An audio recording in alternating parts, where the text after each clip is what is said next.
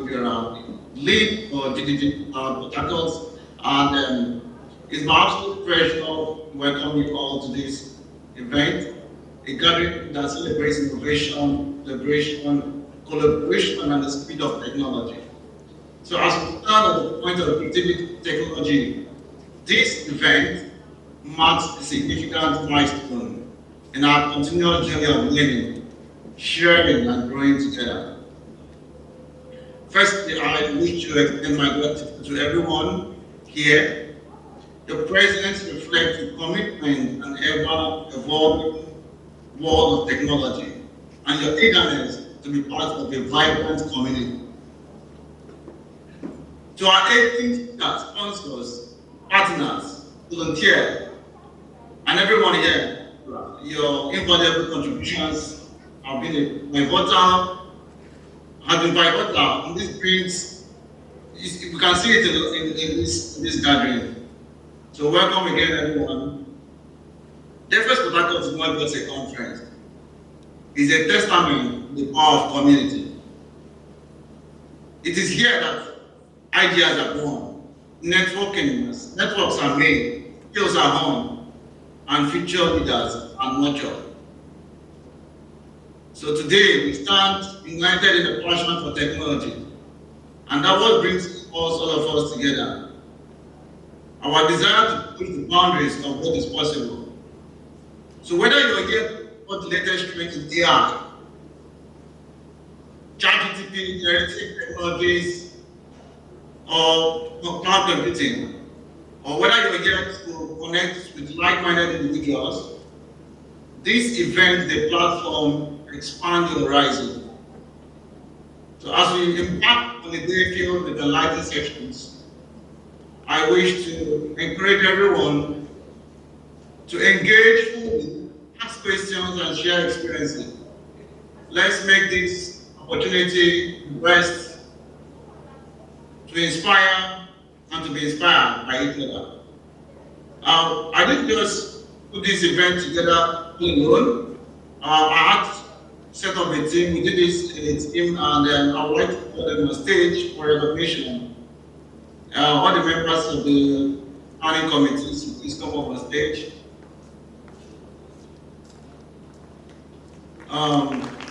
We have Let's put your hands together for all the members of the planning committee as they make their way to the stage. All the members of the DevFest planning committee, the hosts, please move to the stage. Bishop, and even Banjo has been had to pick up in the late hour. Please come up with it for recognition. And then I'll be leaving you with the coordinator of this event in the person of Caleb Duff, who would be connecting you to the moderator that this event goes on well. Welcome everyone. Relax, network, share ideas, and enjoy. Thank you. Taught, right, in neural networks, essentially. And there are so many different kinds of neural networks. The latest that we are now talking about, ChatGPT and all the rest, are basically what we call transformers, which is a special type of neural network that has become really good and really widespread in solving problems. And then that is topped up with the second last GANs, right? Now, how can AI help us in DevOps? That's a question.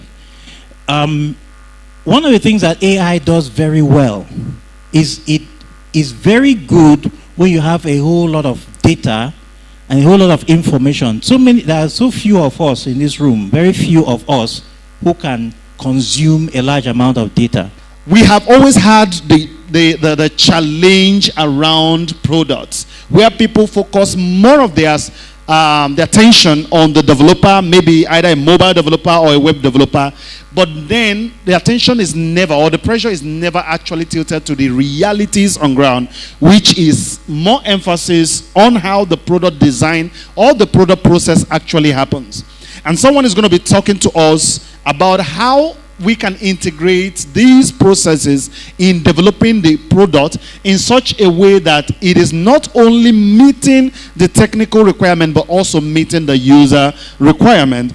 And to deal with that, we're going to be discussing on the path to design ops.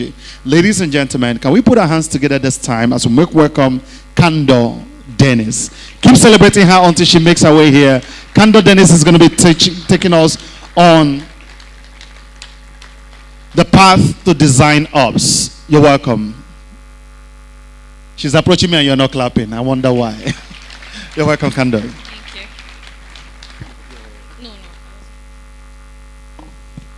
All right. Hello, everyone. It's quite a large crowd. I've been used to virtual events probably because of COVID and all of that. So it's been a while since I stood in a place this large. Okay, hello again. All right, so just before my slide comes up, we have somehow seen the disparity between those who are developers and those who are designers, and why there is that disparity. There is no collaboration, there is no teamwork, and everyone just wants to do something because they feel it is what's important. The designers feel this illustration has to be there, this graphics needs to be there. The developer doesn't feel that way.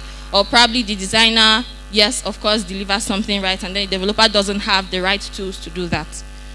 So we are going to go over the whole development and design process and to see how we can bridge that gap and create core design operations.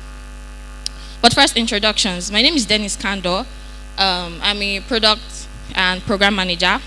So for products, I work with B-Camp, and we are focused on providing resources, courses for those in the DevRel space. And then for Genius Nimbo, I'm a program manager. I manage their tech sales course, students, staff, all of that directed towards tech sales. Aside that as well, I'm a design thinking enthusiast, which means I love to use design thinking to help brands and businesses to improve their processes and to make their products scale.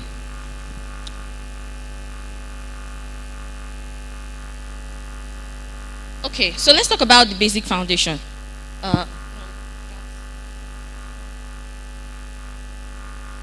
Right, the digital product space. So everybody is building something. Oh, sorry.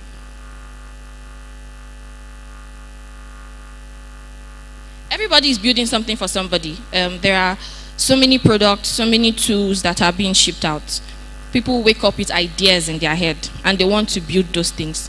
They would call their next neighbor, who is probably a developer or a designer.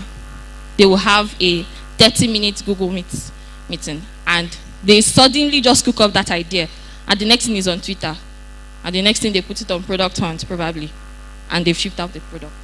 That's it.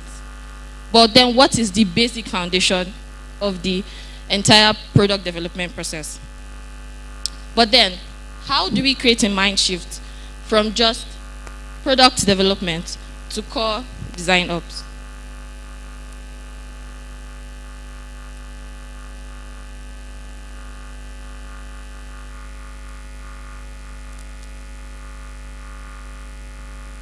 Oh, please take it back. It's not supposed to. Okay, so let's talk about what design ops is first. And there are three key things that come in mind. First, it is human-centered. It is aimed at building strong design teams, and it supports development and organizational structure. Now, back to my experience about startup teams who do not clearly understand design process. After dissecting the product that they have in mind, we then take time to properly understand their business strategy, to understand the core focus, to understand the users that they want, and then we go ahead to rebuilding the product again, and then they ship it and they meet the right users that they want. Now, in a nutshell, design operations is a human-centered approach to building strong design teams that support development and organizational structure. It's all about creating a work culture that enables everyone to collaborate, that enables everyone to build together. There are also challenges that are tied to design ops. And the challenges of design ops are tied to success measurement and sustainability. So we've talked about how to measure success. Now for sustainability, it's about setting up proper documentation for those who are likely going to join the team.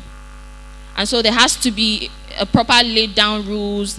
If you're using, for me as a product manager, I get to use Kanban boards or Trello to make sure that I list out different tasks for different people. And even if someone new is joining the team, as long as they see that, they see the process, they see what has been done, and then it enables them to think forward and to be able to also have that same culture in whatever they're doing.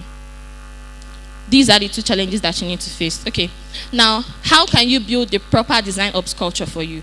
The truth is that for you to build design ops culture, it starts with you. Whether you are the team lead or whether you are just a team member, or if you're just someone who warms the chair but you're still part of the team, it begins with you. And it begins with understanding what empathy is and how to apply that in every process that you do in the entire product development guide. So now that we've understood what design ops is now, how then can you build design ops for the future? The truth is that if you understand how to build a collaborative environment now, if you understand how to make it work for you now, if you build a healthy work culture, it is just an evolution of what already exists. The future of design ops is an evolution of what exists now. So there will be emerging technologies, there will be new tools, there will be new processes that come up. But if you're able to understand how to use those emerging technologies, but still apply the design ops culture in them, then you have evolved. Then you're building for the future. Okay, I think that's it. Thank you very much, and we'll take questions now.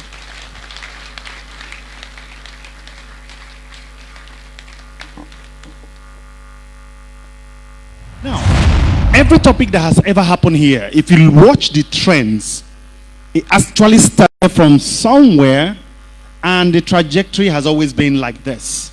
We started with how to stay safe, cybersecurity, AI, we are moving to game, and then working gradually towards how to actually make money of this. Now, the person who is going to speak to us is a man who has also done the same thing, made money, and so I think he qualifies to come out and tell us whether money is good or not. You know, there are people who tell you money is not everything in life. Have you heard that statement? You don't see poor man talk that thing before. If poor man talk that thing, they will beat him. They will beat him. Because you need to make money first before you come and tell us whether the money is everything in life or not. Right? So someone is going to come to tell us about how to make the tech money. There's a lot of money in tech, yes. But there are a lot of people who are in tech and are going to remain here in tech. So please, ladies and gentlemen, that said, let's welcome someone who is going to be speaking to us on the topic, the tech money. Specifically this time around with Google. So someone is going to speak to us on the tech money with Google, and no other person is best suited to do this than our own one and only. Everybody here in this house should know him by now. They are one of the few persons who are ahead of us. They parted ways for many of us to actually run on. They actually created the space, and we're so glad that we met them at the time we met them. Ladies and gentlemen, we have seen him briefly earlier, but he's coming now to speak to us directly for 10 minutes. Bruce Lucas. Hello, everyone. Wow. This is a full hall. Please, let's put our hands together for GDG, Port Harcourt, and GDG Cloud. No, I don't like this clap. I don't like this clap. I don't like this clap. Okay, my topic is on the tech money. My dear, I don't understand why everybody is doing tech. Some people are doing tech and are broke. Some people are doing tech and are making a lot of money. Some people are doing tech and are earning in naira. Some are doing tech and earning in dollars. Some people are doing tech, and when you ask them, what are you doing in tech? They've been learning for 2 years. They can't. There are some people that are tech people around you, and you don't know what they do in tech. But they are techies. How many of you know those kind of people? You know them, like they're in your mind right now. Then there are some people that I don't call techies. I call them IT guys. Do you know the IT guys? The answer is low. Do you know IT guys? IT guys, they are known for backpack first. They have laptop. They carry backpack. They hang flash drive. You know them now? And any problem your system have, they will format it. Those are the IT guys. Those are not tech guys. So you know them now. Now, those IT guys are also making money. The same way tech guys are making money. But there's a big difference. And I would encourage you guys to be tech guys, not IT guys. Do you understand the difference? You understand what I just said, right? No? Okay. We'll still go forward into the presentation. So the essence of this presentation is because being in tech, I've seen a lot of buzz. A lot of buzz.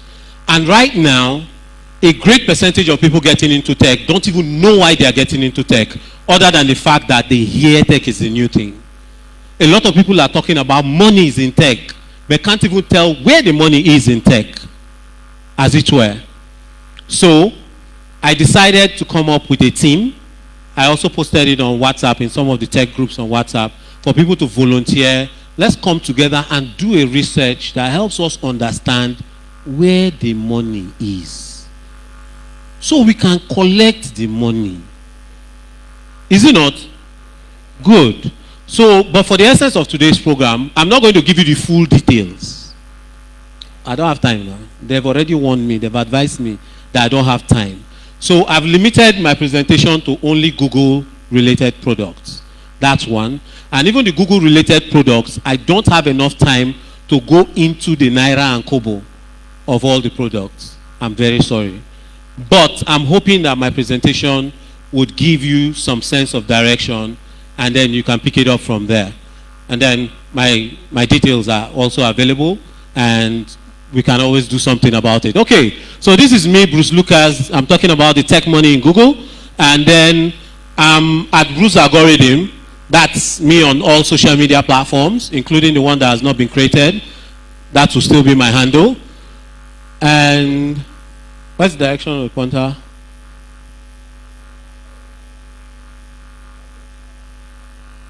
Okay, so the first problem that I think I always mention, even in most of my presentation these days, is the fact that we need to understand purpose, so we don't all start running up and down. We need to understand purpose, especially for youths, because the frustration of not having a career or not earning is mostly for youths these days, and that frustration leads to a lot of things. So the first thing is the fact that family trade at one point determined what you will become. Far back in the days, if you're from a family of hunters, there's a huge possibility that you would be a hunter. Why? Because from the tender age, everything about hunting would have been taught to you by your parents.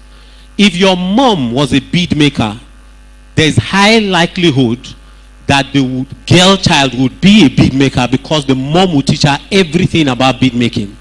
And as she grows up, she would do it and do it well.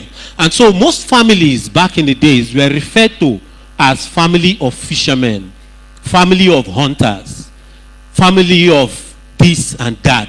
And they were family of warriors. And they were respected for it. So as you grow up, you already know what you will become, and you're already good at what you want to become. But it changed when a lot of more civilization came into place, and we started having skill acquisition programs and apprenticeship programs, where all you would hear is, come and learn a trade, come and learn a trade, come and learn a trade. And then we would equip you with one sewing machine.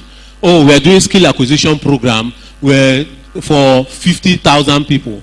And then 10,000 will learn barbing. 10,000 people want barb. Okay, skill acquisition program. Keke. Where you want to carry the keke go? And then you do skill acquisition program for makeup. And then you're training 20,000 people sponsored by government to make up which people.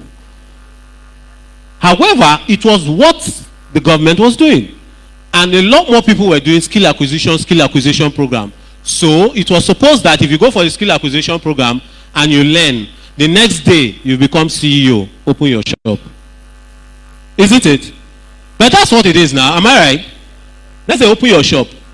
So The apprenticeship system is what we see mostly by people in the East. Though it happens almost everywhere, but it was made very popular by people in the East. Where they come to the village and pick the guy, or anywhere, pick a guy, and then the guy goes to serve as an apprentice under someone, and over the years he will learn everything about it and start his own business or build his own empire, as it were. It can also happen, even in Port Harcourt here it happens, where somebody has a welding machine, somebody comes to learn as an apprentice. And so that learning phase will go with internship phase, will go with financial grooming, will go with how to also manage your profits, and then the person opens up his own business. So the family trade was not a bad idea. Skill and apprenticeship system was not a bad idea, but you would agree with me that a lot of people don't want to do this anymore. Nobody wants to wake up and just follow their family trade. Nobody wants to go for skill acquisition or apprenticeship system and just go ahead. So school came in and said, have a degree, you would have a job, you would have a future, and so on. Right? And we all went to school and came out with the certificate. Did the certificate determine your future? For most people, no. For most people, the certificate did not determine their future. However, what you get out of the learning process in school or with peers and so on is what is determining your future. Right? There are people that have studied medicine in school, but because they attend a church and they play keyboard in the church, that keyboard gives them more money than what they learned in school. How many of you know that? So even the primary skills you learn, the things you learn, are as important as the school you go to. But now the boss of tech has come to play a field where everybody can participate in whatever skill you have can be exported with tech. You can use it to make money with tech. So the background around this slide is to help you understand that tech is not asking you to do anything else but to expand what you already have. So if you know how to cook, tech would expand the cooking. Are you following? Are we together? Good. So if you know how to dance, let tech expand the dancing. Right? We don't all have to be developers or designers. Whatever you do, whatever you know, there are some people that are gifted in teaching. And if you bring 5 people, they can teach the 5 of them and they would understand it. So if you're gifted in teaching, why do you want to go and code? No. Why don't you focus on teaching, but you use tech tools or technologies that can help you expand that gift you already have? Because when you leave the teaching and go to write code, and you find out that semicolon is as important.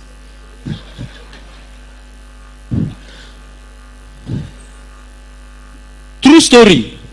I've had a lady. She's not just a girl, she's a lady. She did Olotu Square Tech Fellowship, Developer Fellowship. And in HTML, okay, CSS, she was still trying to understand before we went into JavaScript. One afternoon, she did not know I was by the lobby. She just walked in and sat down and just started crying. And I was seated by her, but she did not know that someone was seated there. She just started crying. I waited for a while to understand if it was actually cries and tears. And then I tapped. Okay, I won't mention her name. Okay. So I tapped her and like, what's happening? I'm not understanding anything. And I told him I'm not understanding anything. I told him. Even the class yesterday, I did not understand anything. Now they've given assignment. My dear, don't let tech frustrate you. There are different things you can do in tech. That's what I'm trying to say with this slide. So, who is a techie now? A techie is somebody that knows how to use tech. A techie is somebody that loves using tech. And a techie is someone... Yeah? Okay, I think that's an error. But the last one is somebody that builds tech products. That's the last one. So please help me correct that in your mental. So the first is somebody that knows how to use tech. The second is somebody that loves using tech. And the third is somebody that builds tech products.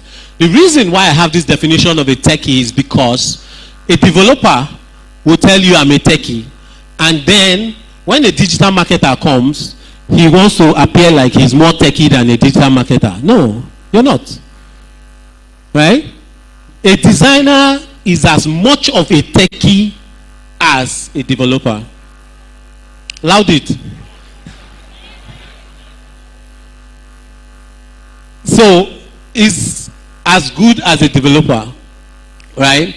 I was embarrassed once saying I'm a techie, tech, and then somebody now asked me about something in TikTok that is not tech. I'm like, damn.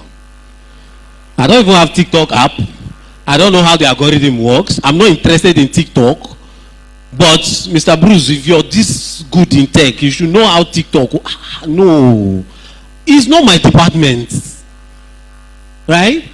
However, there's a 200 level student that bought an iPhone, install TikTok, do videos every day, edit videos without even going for any training, and post regularly, and has a lot of followers. And then you now stand up and say, I do HTML, CSS, I'm a techie. She's not. Are you getting what I'm saying? So, by virtue of being in this hall, let's all be clear about what a techie is and carry ourselves along when it comes to being in tech. Everybody that knows how to use tech, loves using tech, and build tech products is a techie.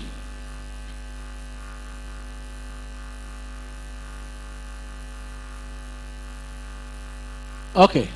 So we have two main types of techies, dividing it by hardware and software. So the hardware techies are the guys that do the hardware maintenance, building the hardware, repairs, engineering, networking, IoT experts, electronics engineers, right? So tech is not all about only computing. Because I see some people, when they talk about tech, they want to talk about only computing technology. There are other technologies. There's health technology also. Right? When you go to see a doctor and they take a BP machine to check you, that's technology. So it's not every time we mention tech that we just close it onto computing technology. There are different kinds of technologies. So these guys play a role in that. Then in software we have designers, and then we have developers and engineers. Is my time up?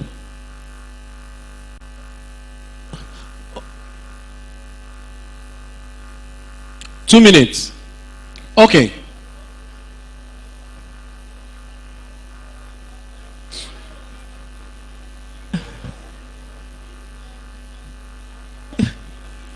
Okay, please let me not use. I have less time. So we have designers and then we have developers. I'll just run through my side. The choice. So even if this is the main thing you take out of my presentation, I'll just round it up there. So the choice. The first thing, the parameter of choosing what you want to do in tech, the first is the time. The time you want to learn that particular tech skill.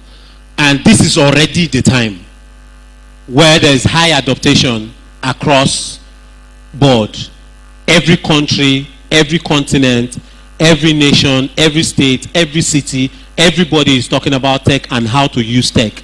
So getting a tech skill puts you definitely relevant amongst everybody that you talk to or you meet. So the time is already here. The next thing I would want to emphasize is personality. If you're good in dancing, talking, singing, being expressive, why are you not a content kind of techie?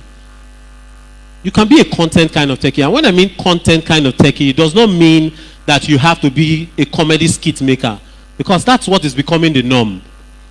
Meanwhile, you forget that companies need somebody to do adverts for them. Companies need people that would communicate the same way they can communicate when they're wearing suits in their office. Right? Companies do trainings, so they run tutorials, and you would describe that training better than they will. So as a techie that has the flair for talking, singing, dancing, you can create more content that would make you a lot more money than you think of without reasoning the norm of comedy skits. Right? Children every day want to learn tech. How many trainings have you seen with children learning tech? Who is here that knows how to talk to children, playful, and you can create training content for children, and you think people won't buy, you'd make a lot of money doing it. The point I'm trying to make is, whatever you're good at, your personality has a place with tech. So, stop worrying about the plenty careers. Rather, apply tech to enhancing that career, and your personality will just help you expand it. Let me give one example more of a personality, which is something I don't have, but I really admire in people. Time management. That's why I came late, Jeff. Time management is a very big problem for a lot of people, and I'm inclusive, right? Being organized is something people do very well. They plan their day before, plan their week before, and so on. So if you already know how to do that naturally, why are you not a product manager? Why are you not a project manager in tech? There are several things you can do in tech, being that thing you already are, right? So your personality has a lot of way to go about that. Then the support to learn. Please, don't tell me you're a techie and you're building space engineering in Port Harcourt. Where? Obibo? Or where? You don't have the resources. You don't even have lecturers that can guide you. You don't have that degree of physicists or astronauts and so on that can give you the support to learn. Then what are you doing telling us that you're a... No, young man. No. When you're making a choice to tech, make sure you have the support system around you. And if you don't have the support system around you, you ask questions about the support system. Good enough we're in GTG. GTG has a very large community of techies across board, and they can all be your support system at any point in time. So make sure that you're not frustrated because you don't have a support system. Then the next is opportunities. Ask questions about the opportunities. I'll give you a bad example. I have somebody that went to do CCNA, CCMP, CCIE, is looking for a job, and with all the CCs he has, it does not fit into SMEs. It can only be for bigger companies that can afford that kind of infrastructure. Is that making sense? It's only for big companies that can afford that kind of infrastructure. So when you're learning a particular skill, you should first make a research or ask questions about the fact that opportunities are available. If the opportunities are local, fine. If the opportunities are nationwide, fine. If the opportunities are out of the country, still ask questions. So you don't join the league of people that are learning and learning and learning and learning. No job, no one project, nothing to show for it. They are just learning tech, nothing else. Always look out for the opportunity. So when you're done learning, you can take advantage of that opportunity. Okay, so this slide, I put it particularly in case you guys want to take note of it. This is a link I use to check 16personalities.com to check your personality and how you can take advantage of your personality. Then you have to give me some more time, please.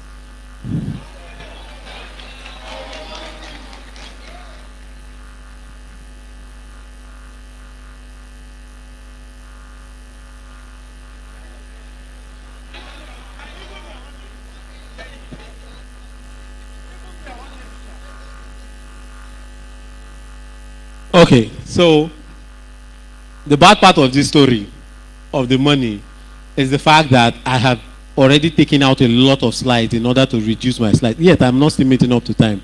I've taken out a lot of slides talking about money just to see that I cut my presentation very low. But I would still run through and see how best I can do justice to it. Some of it will be descriptive, and some of it I would promise sharing of the slides or sharing of the full article as it were that I will do on the money. So now, like I said, the money is limited to Google and Google products. Google has over 271 products as it were, but if you want to take advantage, so this is where I start talking about the money now, right? And what leads up to money with Google. The first thing is understanding how the Google money can be made. How do you make money with Google? It's not far-fetched, right? How many of us remember how MTN got into town and people started making calls? MTN made it possible for a lot of people to make money selling recharge cards, right? Just one company. Then people started selling SIM card. People started selling phones. MTN made it possible for people to set up umbrellas and also start making calls where you make call per minute and so on, right? So a lot of people were making money using MTN, right? It's the same way Google has set up an infrastructure, systems, frameworks, and a lot of things that people can make money from. But if you just use only Google search, you would not know. But Google has a lot you can think of. I could not even exhaust it, and I had to remove off some slides. But let's run through it. So these are the three main ways you can make money from Google. And like I said, you can take advantage of any that suits you and your personality. Emphasis on your personality. The first is building tech products. These are for people that like to build stuff. If you like to build stuff, I'll take you to slides where you see the things you can do to build and make money with Google. So building stuff now would now introduce us to the likes of the developers, right? The DevOps guys, the guys that are into data science, big data, guys that are ready to build, right? You can build things using chips, you can build things on GCP, you can build things on different kind of platforms. I know the names are mentioned in our word, but you can research them later. So you can build. So when you see the list of Google products, I have taken time to also separate them to see the ones you can build on. Then you can start taking this product, go and ask questions about it, research it, and see how you can build products there and how you can make money from there. But there's clearly money in all of this. I'll show you products too that you don't make money. It's just for use. Okay, so the next one is managing products and managing businesses. So even if Google is a tech company, it does not mean it's all about tech. There's a business angle to Google. Then the last, sales and marketing. These are the three ways you can make money from Google.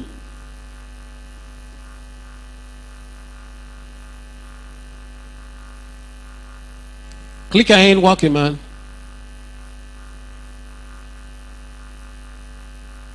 Okay, so Google products are divided into these main categories, right? You don't have to bother writing because I'll get to share the slides. Maybe share the fuller slide for everybody. But these are the main ways that these are Google product categories. They have several products along these categories. The first is the Google Search Tools, which is the Google main product, right? And Google's mission is to make the world's information easily accessible and useful. That's their mission. So if somebody wants to know whether this event is holding here and now, Google wants to know too, so they can make that information available. Google wants to just gather every information they can gather about the world, make it accessible and useful. That's the essence. So their product starts with the search, and then it goes into all of this. I can't go into them right now, so sorry. Next slide. Can you just help me move through the slide so I can go faster? So the search is the main product. You use and manage the search, which is the search engine. And then I have put the ones you can use and the ones you can build on, as it were, under Google Search Tools. I can't go into them now. Next. Next.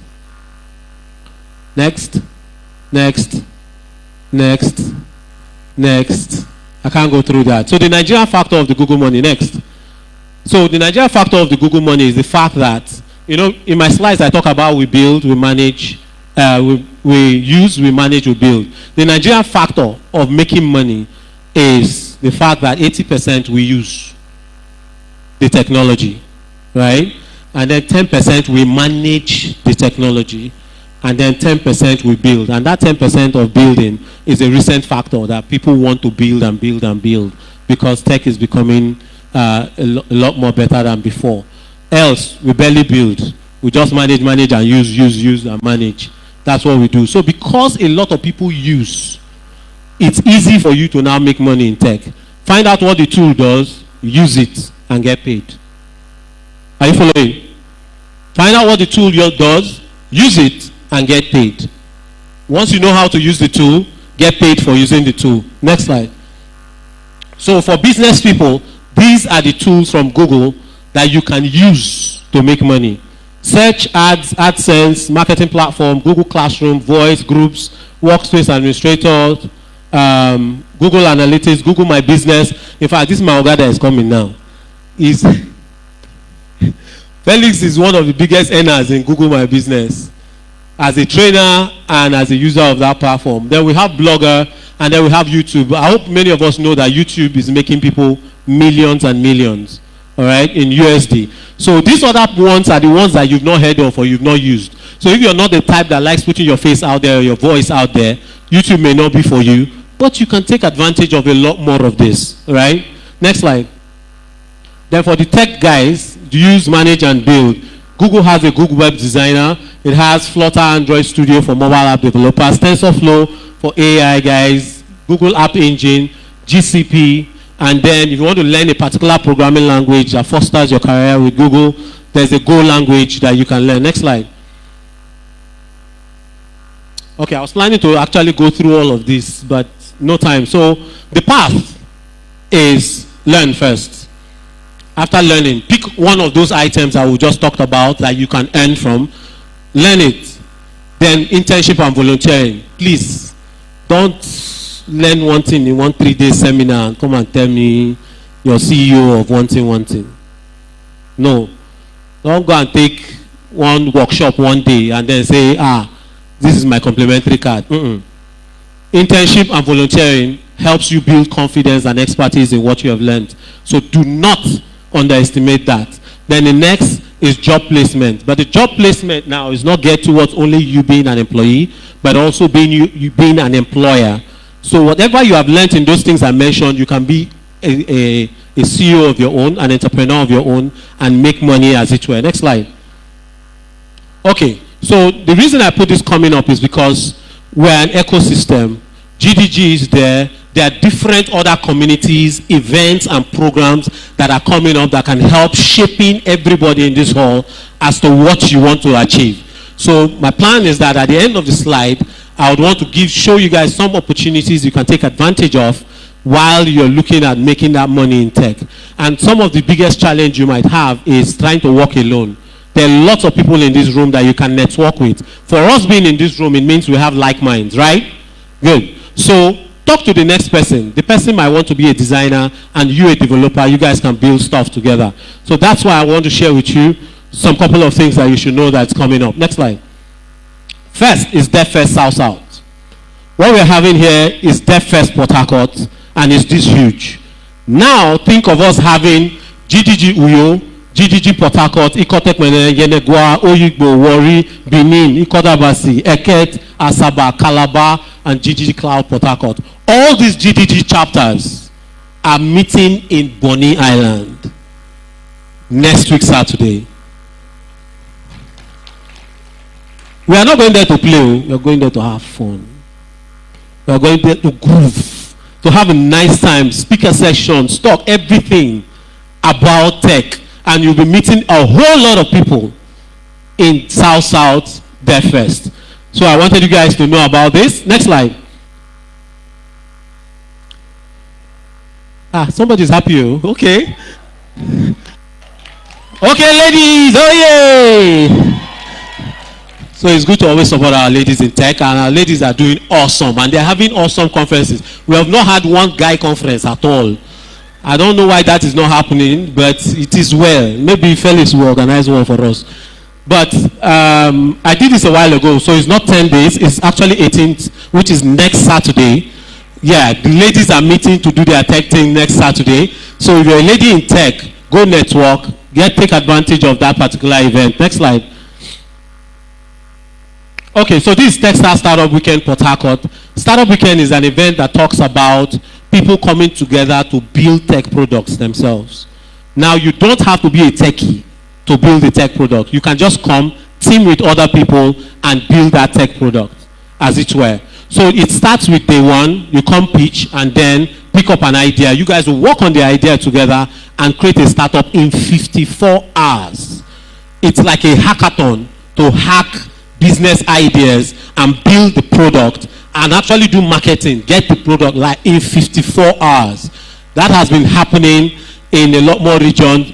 Olotu Square organized it in 2018 for only ladies. But this time around, we're doing it for ladies and guys. You will learn about building a startup, how to convert a product that you built on your laptop to an actual business, how to market the business, and then we took a deliberate action of inviting the angel networks. Angels are people that invest in your business at an early stage. So they will be coming also as judges to listen to the ideas and see ideas they want to invest in. So the Texas Startup Weekend is happening in Port Harcourt on the 1st, 2nd, and 3rd of December. And I'm hoping that a lot of you would want to take advantage of it. And it has limited slots, so please do well to register on time and not give us a reason to worry about it. So you meet a lot of business minds and techies that want to build their startups. Next slide. Okay, so just go to the next slide. This was supposed to be a short video that tells you about Startup Weekend. Next slide. But you find it on the website if you copy the link. Then Tech Tally is our new way to see that information around the tech ecosystem in Port Harcourt is gathered in one place, like a tech magazine for everything tech around Port Harcourt and the Niger Delta. So we'll be announcing for volunteers very soon that can help us gather this information and always spread news about tech in the region. Next slide. Tech Groove. We had Tech Groove last year where we came together as an ecosystem and had a party. No talk, no tech talk or any. Just eating, drinking, flexing, and so on.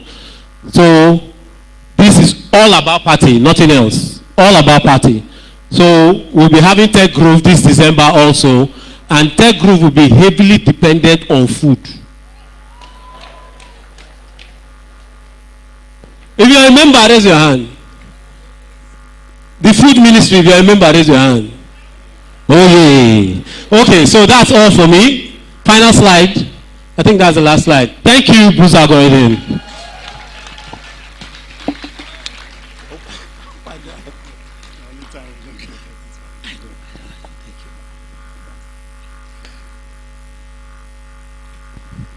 All right, let's take offering and go home. When you have people like Bruce, I mentioned that there's no better person suited to talk about this, especially the money part. And I know a lot of us were interested in the money part. Don't worry, we're still going to talk about money.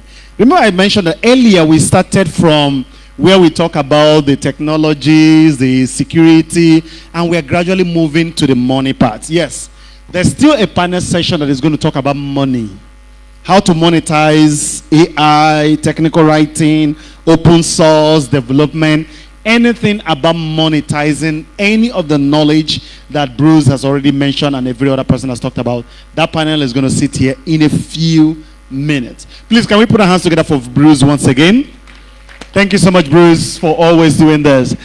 Honestly, when he talked about the personality test, I took it. I don't know how, and did anybody take that personality test?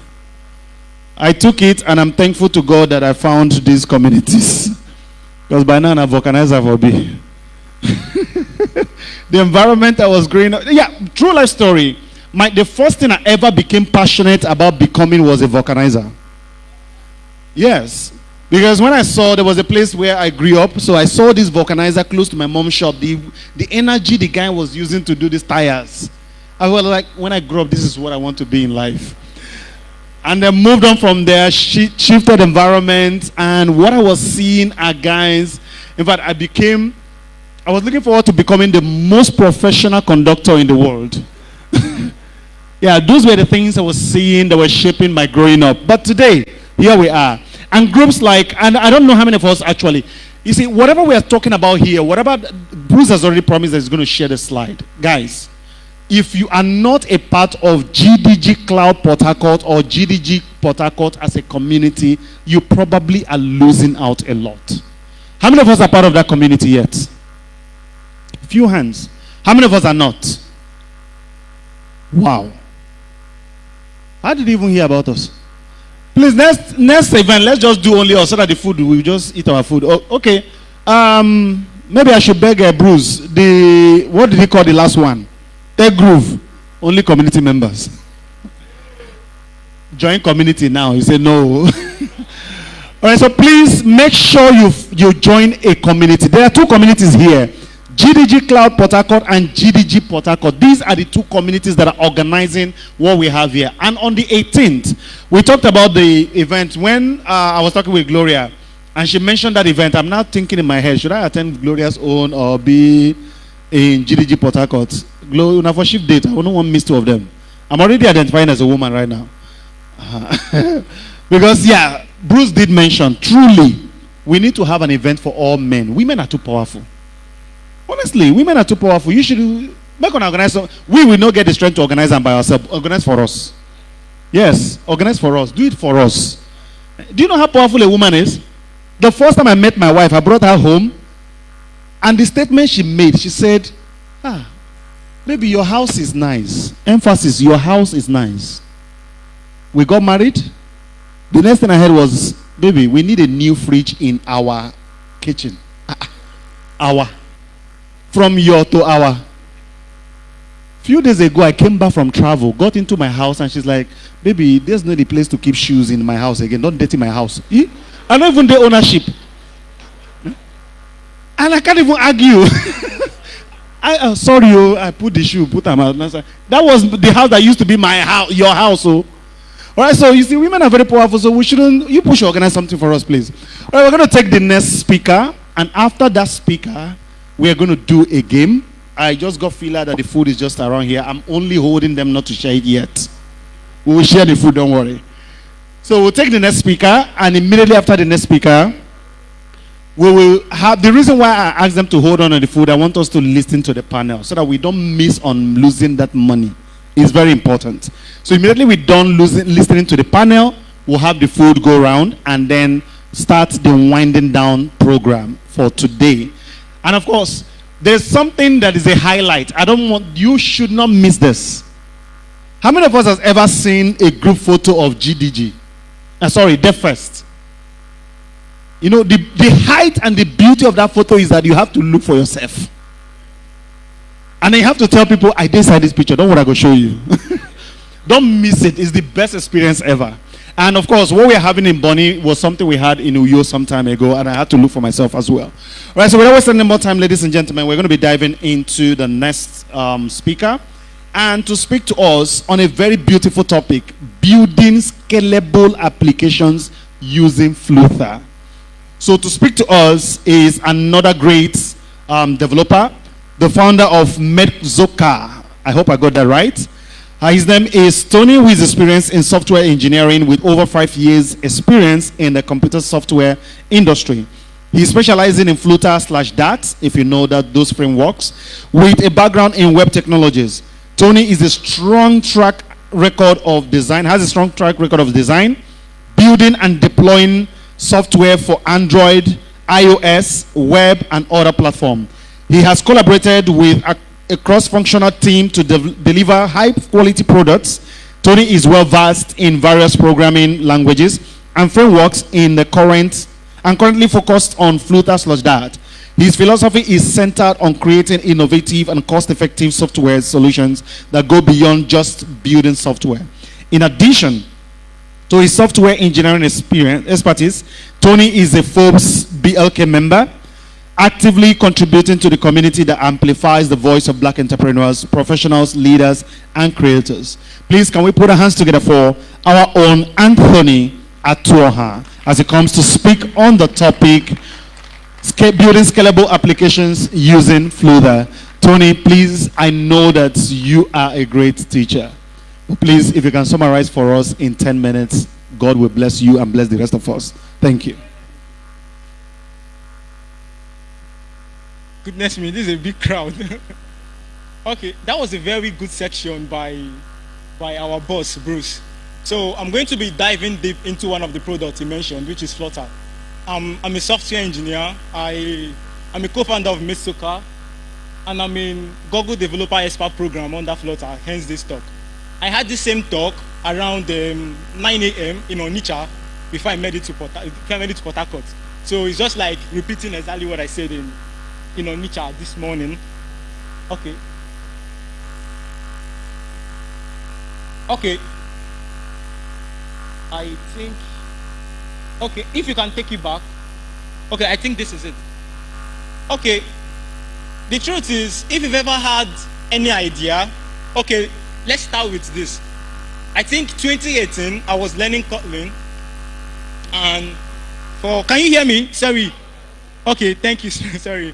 2018, I was learning Kotlin, and I got very good at it. Then I wanted to build for iOS. I started learning Swift.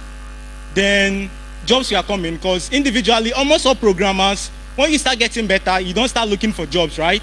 Most times you start doing these local stuff we do. You build software for a business, you build app for this business, right? That's how I started. And I have a startup that is registered that does it. So that's how I started before I started looking for jobs, literally. So when I was trying to build applications for companies and individuals, I was finding it hard to build for Android and Kotlin and maintain two different code bases. When you want to upgrade or they want to add a new feature, you get to upgrade the two code bases for maybe Kotlin and Java, or Java for Android, Swift or Objective-C for iOS. So possibly when they want to ship a new feature, you get to give them a time that somehow is not reasonable for them to bring in the new feature, right? Then later on was, sorry, I know React Native came before that time, but I'm giving you my track record. So React cross-platform tools came in, React Native, Xamarin, Ionic, and many others that even Python shipped. That is on the shipped. Then Flutter came in. I started using React Native for some time. It was nice. Then it wasn't giving me a flexibility, because the truth is, running a startup gives me this ideology that most times, because the truth is, as someone from Anambra and someone that studied in a polytechnic, you need to, as you mentioned, the tech money, right? Most of us, when we want to build products, say for a company in EU or a company in US, a company in North America, in Canada or whatsoever, you get to be greedy. It's good to be greedy, but it's not that good. I was once greedy, and I'm still greedy, sorry. So the truth is, most times I like building it myself. That's why I learned a lot of languages.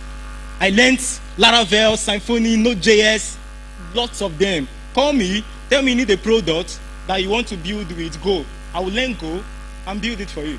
Literally, it's funny, but that was what I was doing. So literally, when I wanted to start building applications for, start building mobile applications, I met React Native. I used React Native. It wasn't flexible. It wasn't giving me that feeling. Sorry, React Native developers. Okay, I'm not condemning or criticizing frameworks. Okay, it's just that I'm talking about Flutter. So literally, I started using React Native, but it wasn't giving me this flexibility I needed. So I spoke to one of my yoga in the tech industry and asked him. I'm also a React Native developer. It's very funny. I asked him why he has like 8 years experience. I asked him, you know React, but you don't use React Native. And I knew React, and I was using React Native. I asked him why. He told me that, picture this, Google owns Chrome, right? Google owns Android, right? Or they bought Android. Google owns Kotlin, right? So imagine Google building a cross-platform tool. How crazy is it? So if they own Android OS, own Chrome, and tell you they can build a cross-platform tool that can run, they don't own Swift and Objective-C, right? They don't own those stuff. But if they can build a cross-platform tool that can ship Android apps and iOS app, what do you think the result will be like? It will be awesome, right? And all of us know that from the track record of Google products, Google can invest a lot of money like Google Map, even though they make revenue from it. But they don't allow you make use of it. How will I put it? They don't prioritize the money they make from it. They can ship a lot of money, a lot of dollars into a product just to make sure they have a good product, right? And maintain their good name. That was the reason I moved to Flutter. It's very crazy. So I met Flutter, and I was faced with the analogy of, or what will I say, the decision of learning a new programming language, that. And that was a very big problem. I've learned a lot of languages. I was like, I do this, now a new language. It's very funny. And I saw that one of the mentors I have told me that, hope I know React, JavaScript, right? I said yes. I know Python, right? He said that all of them are just like that, just the same thing. So I know all of us that from React background that move to React Native, we always have this confusion. Since React Native is just React that runs on mobile, we just switch. And a lot of us that are React Native developers are actually React Native developers because we know React, right? I don't even have React Native developers. I was once a React Native developer. And you now see Flutter, the ecosystem is awesome. When I mean awesome, the first gig I got in EU, I got it in their Discord channel. It's very crazy. And it paid me a lot. Just their Discord channel, somebody posted the job there. I applied for it, give the guy my quotation, and I got paid just from their Discord channel. It's very crazy. So, but when I talk about money, as Mr. Bruce mentioned, so literally we're talking about Flutter.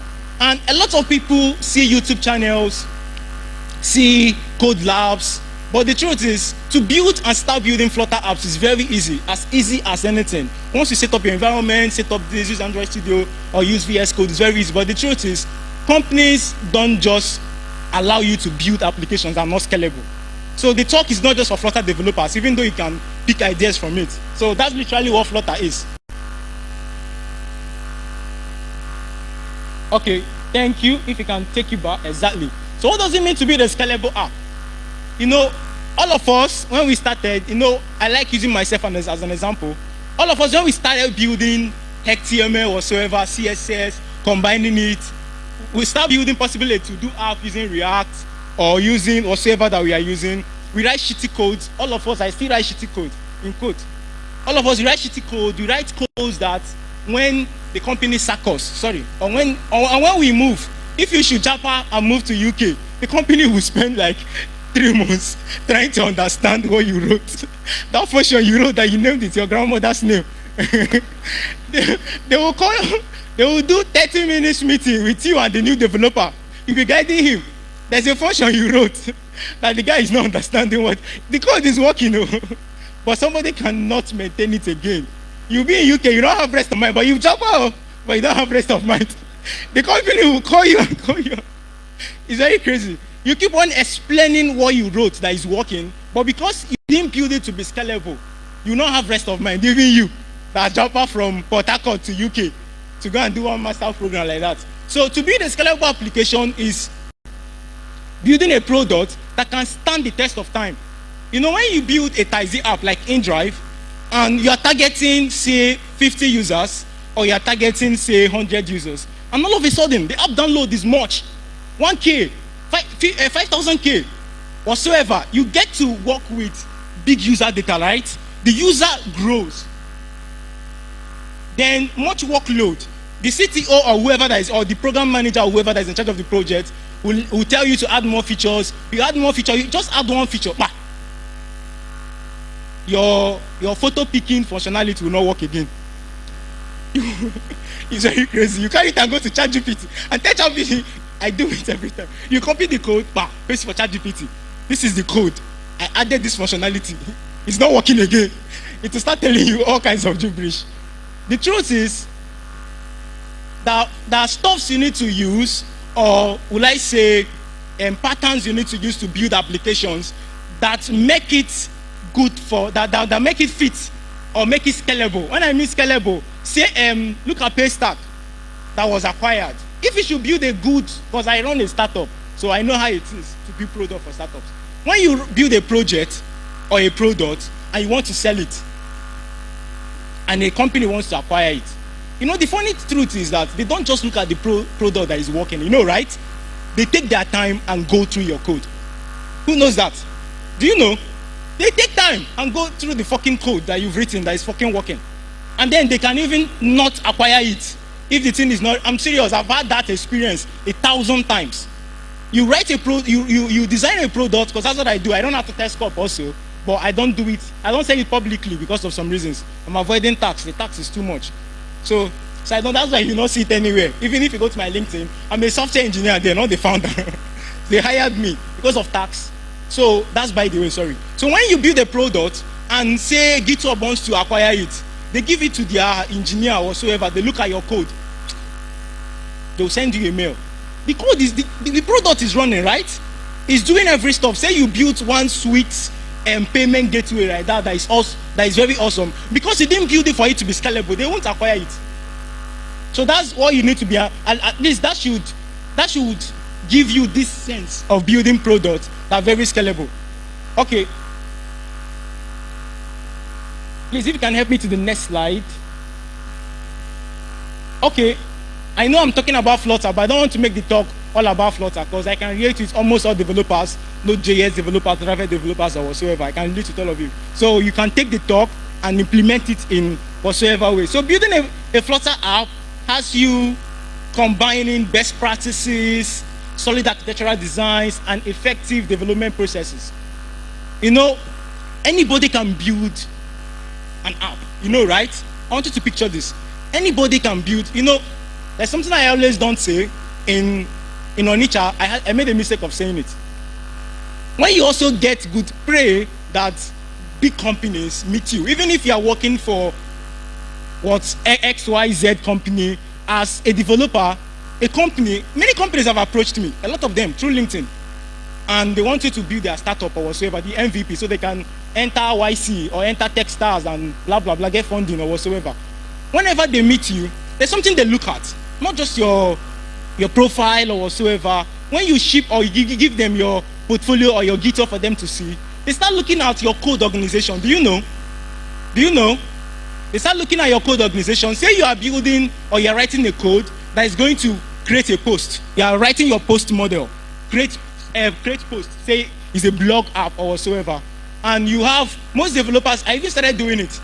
If you have create product folder, let's say create product dot that, edit product dot that, view all products dot that. Do you know is one of the best practices is to put these 3 files inside a folder. It doesn't look as if it's reasonable, but it's one of the best practices. When you give it to somebody, they can just see each of these models inside different.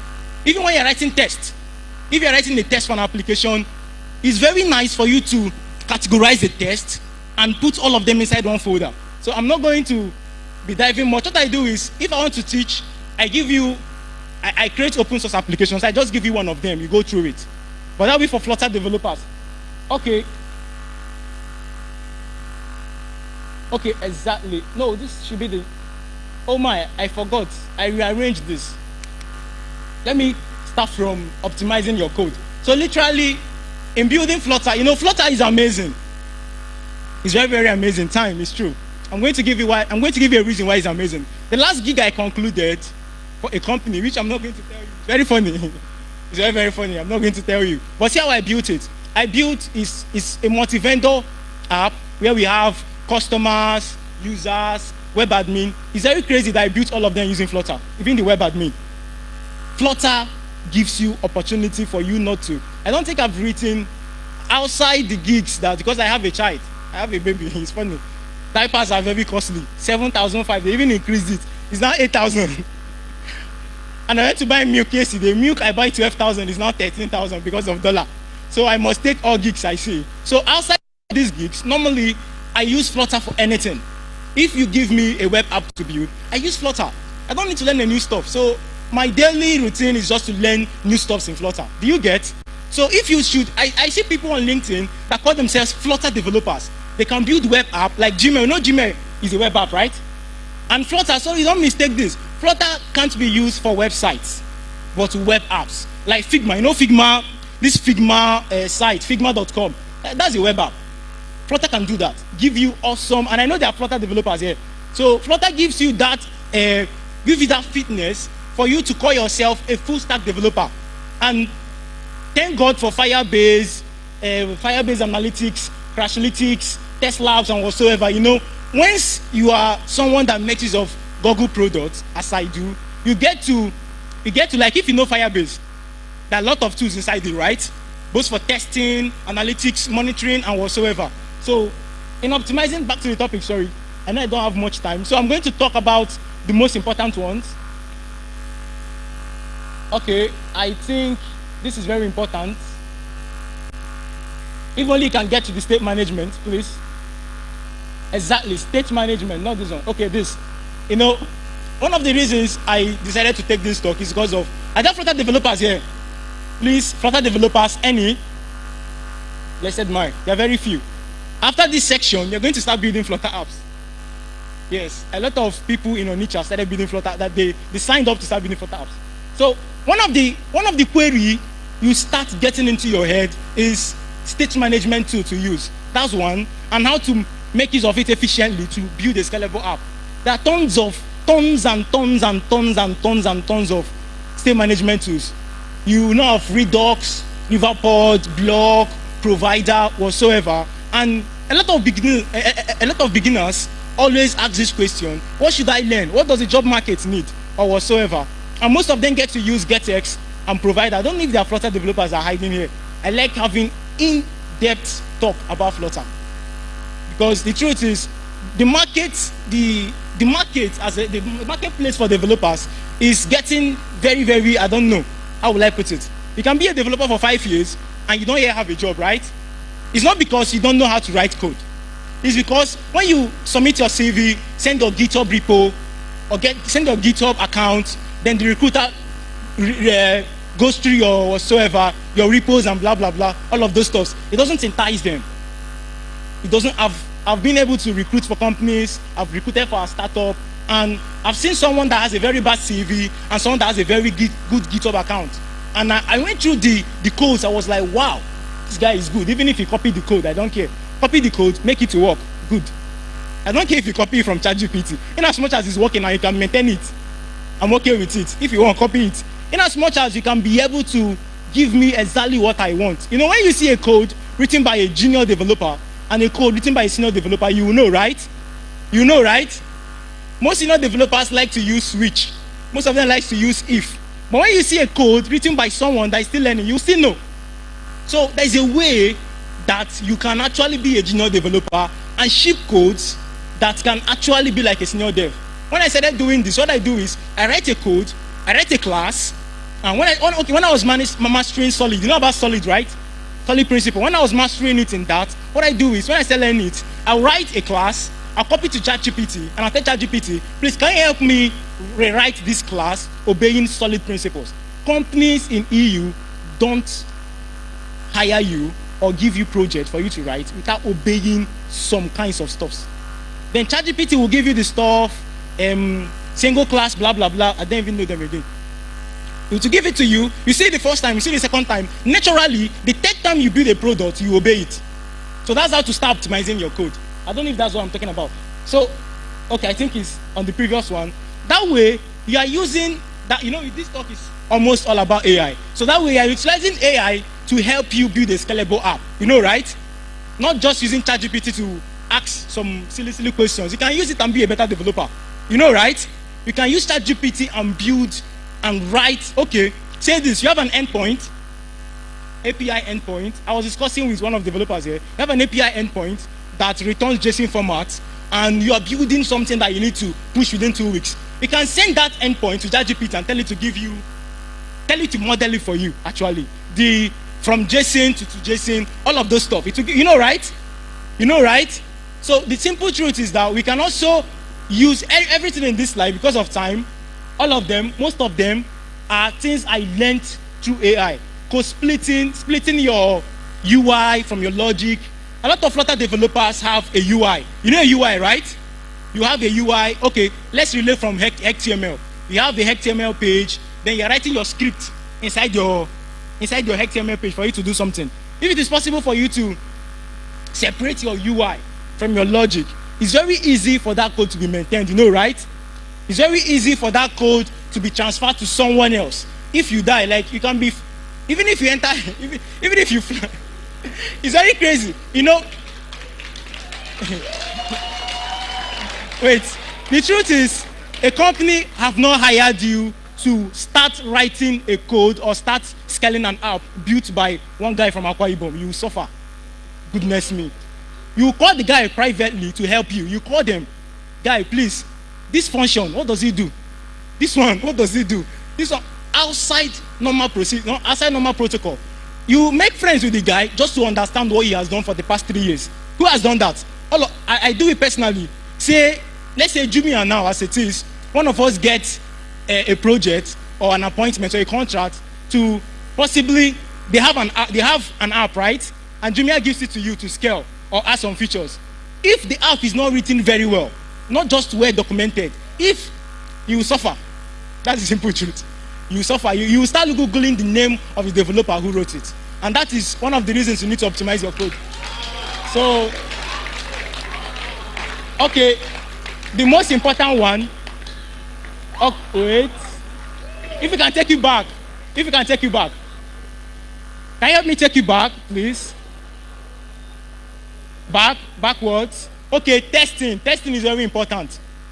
And I think that will be it, and then I'll wrap up. You know, testing your app is very essential. A lot of us developers, we build something, we pick up our phone, we run it, it's working, that's it, we ship, we commit, we open pull request, they merge it. Someone that is using Sony 111 screen like that, or a new, possibly foldable device, test it, and it's very awful, right? And then you start optimizing a code, or start making pull requests when the project already is in production. And that's very crazy. You can't put your section in what they call that website. We are constructing. Wait, that's almost all Nigerian websites. You see, we're under construction. Wait, you wait for 2 hours, 3 hours. They're trying to make changes. So when you test your app, you can write tests that can test app on possibly different screens. Test your app, write unit tests, widget tests, or integration tests. How it runs is, for us developers, I can build a full app, say an app that helps you, what's the smallest app I can think of? An app that can help you find dogs. I think that's one I built for people in Poly. An app that can help you find dogs, all kinds of breeds, select the breed, select the sub-breed, it gives you dogs and blah, blah, blah. You've written it right, it's working right, possibly can give it to your wife or your girlfriend to test. That's what all of us do. She will test it, give it to your guy, he tests it, using one phone like that, and it's working, you ship it, and you start still getting bad reviews on App Store and Google Play Store. Have you checked it? You see good apps that good developers spend their time, and somebody will be giving it, this app is loading, it's not loading, is this one. Start giving it 1 or 0 rating, or half. But the app was being built and it's nice, right? It's because of testing. I think that will be it. You can find all of these talks. Okay, you can dive into Flutter. Flutter is very easy. And the job market, see, if you dive into Flutter, I'm Arthur and Anthony, I help you find a job. That's the simple truth. If you enter Flutter Slack community, as of this afternoon, when I was still checking, because I normally go there to check for gigs, their Discord and their Slack, they always drop jobs. I'm very serious. And that's not just the reason for you to move into it. So you can find me on LinkedIn, actually only on LinkedIn. That's where I post a lot of stuff about Flutter. And you can use it and leverage your skill set. Thank you so much. Thank you so much. So sorry about it. All right, so at this time, we're going to take a panel session and we're going to talk about money. Hello. You don't want to talk about money again? Your food is already beside you, Abby. So you will get your food. Now we're going to take a quick panel session, but before we take the panel session, I need someone to join me upstage. Please put your hands together as I welcome a woman who by next week Saturday will be hosting the women in this hall. And she's the founder of Her Tech Trail, an organization that builds sustainable tech careers for black women globally. She's a technical product manager who help organizations build and ship scalable tech globally. She's also a co-organizer of GDG Cloud and the community manager for Atlassian, makers of Beats, Buckets, Trello, and the rest. With over 10 years of experience, she also finds fulfillment in helping techies succeed in tech. Please, can we put our hands together for the woman I call the brain and beauty, our own Gloria Ojugu. Yeah, she has just a word for Naso. I don't tell her whatever the husband is doing, please tell him to do it more. All right, she's married. Stop shouting. You're going to be shouting for somebody's wife like that. You're not married. Talk on for microphone. I'm not married. Record it, oh. I'm not married. Okay, praise the Lord. I know we are hungry, right? You're not hungry. Oh, Awesome, awesome. You know, I'll be doing two things before I go to the second one. So we all know about TechFest, right?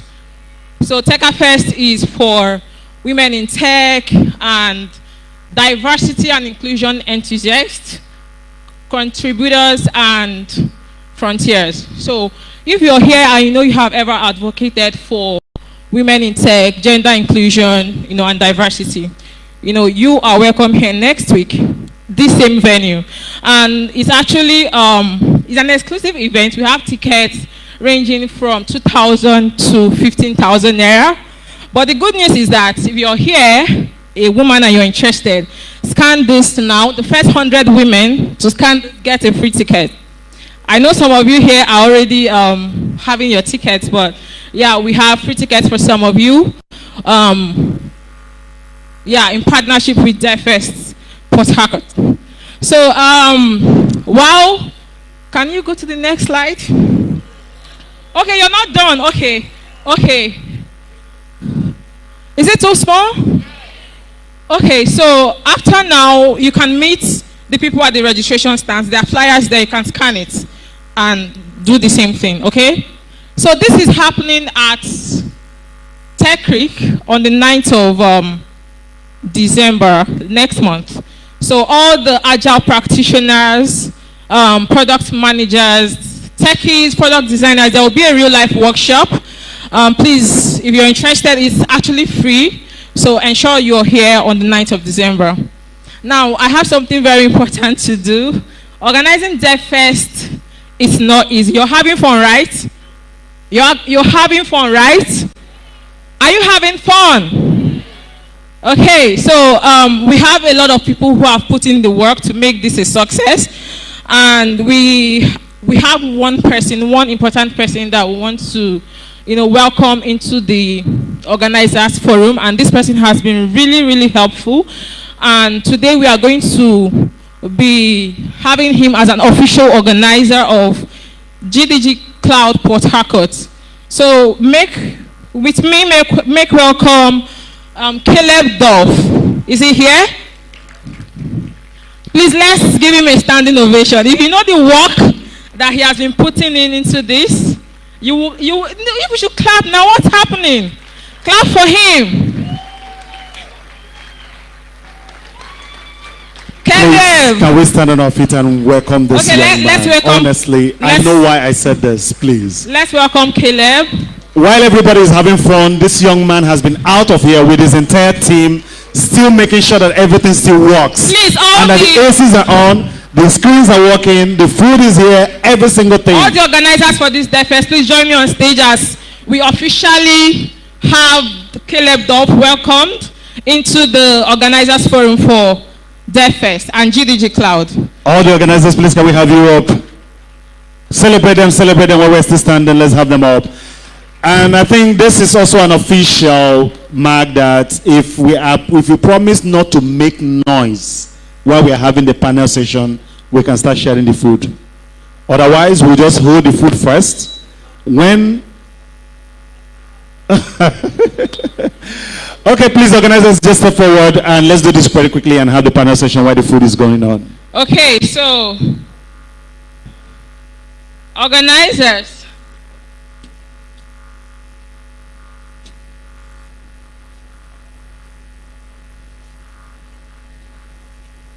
Okay, so I wanted him to say something, but he's actually very, very tired. So what do we say to him? Welcome to GDG Cloud, everybody. Again. Welcome to GDG Cloud. You're welcome. You're welcome, Dolph. Please celebrate him once again. Ain't no easy. He has proven his mark. That's why this welcome is in order. Thank you so much, Gloria. An amazing woman. Amazing, amazing woman. All right, ladies and gentlemen, the food will go around now, so please be seated. Do not make any noise, and also learn how to make the money that we are talking about.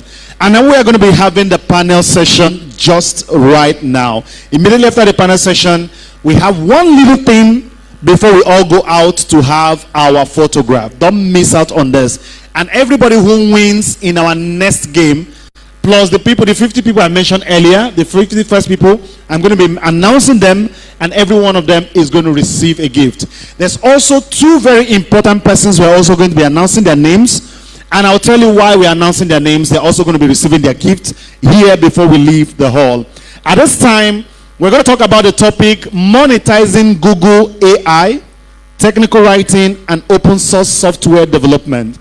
And to do that, I'm going to call on the person who is going to be the panel moderator, not me.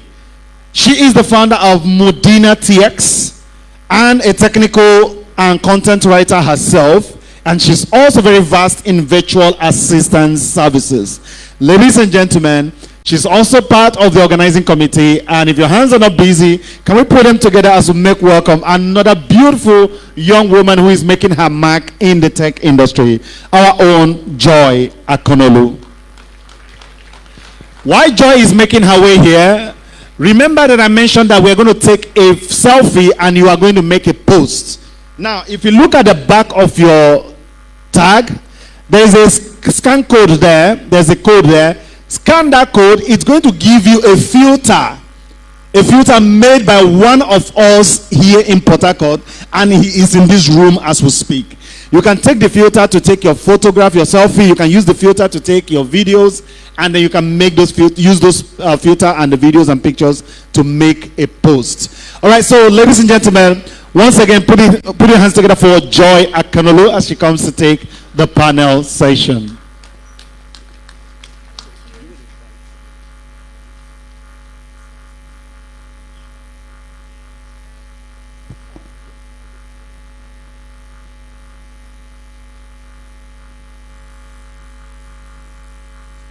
All right. Good afternoon, everyone. And right now, we'll be having a panel session on monetizing technical writing, open source software development, and Google AI. My name is Joy Akonolu, and I'll be moderating the session. So for our first speaker, please, I would like to call on Mr. David Herbert. Mr. David Herbert is a front-end developer, a seasoned technical writer who has written over 50-plus technical articles for companies, organizations, and content marketing agencies. Please, let's have Mr. David Herbert here on stage. Please, let's give him a round of applause as he makes his way.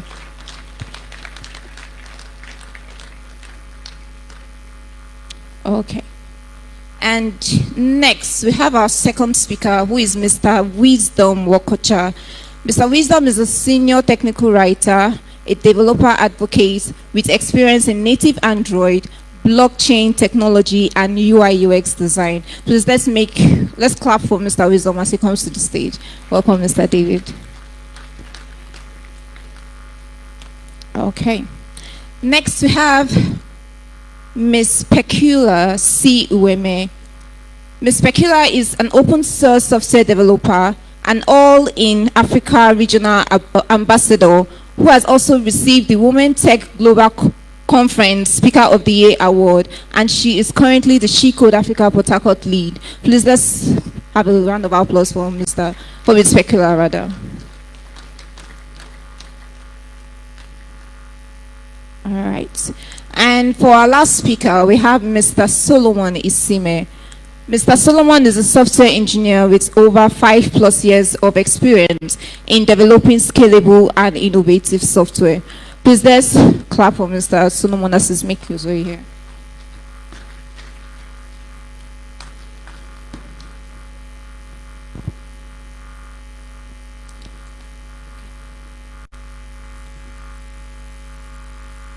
Please let's keep clapping as he comes up. Thank you.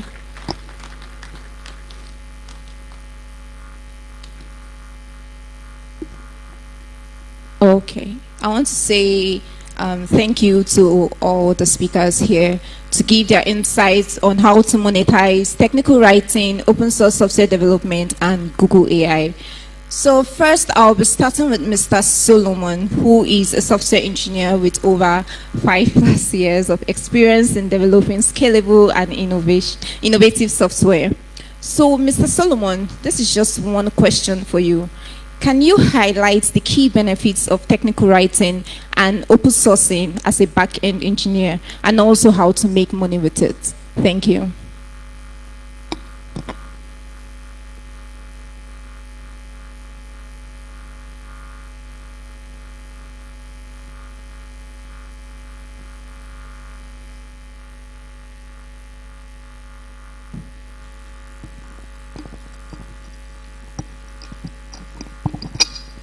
Hi everybody. Hi tech people, how is it going? Why are you guys not smiling? Oh, you guys are eating. Nice, nice, nice. Where's our food now? So I'm going to be very quick. First, as a technical writer, there are lots of benefits, but specifically for backend engineering, that's what I'm going to be talking about. And it's obvious that as a technical writer, you're going to learn about what you're going to be writing about, right? So if you're a backend engineer, one way that is great, or one method that makes sense for you to learn the deeper things of backend engineering is to actually write about it, right? So when you write, you do lots of research, and from there, you are able to learn about backend engineering more.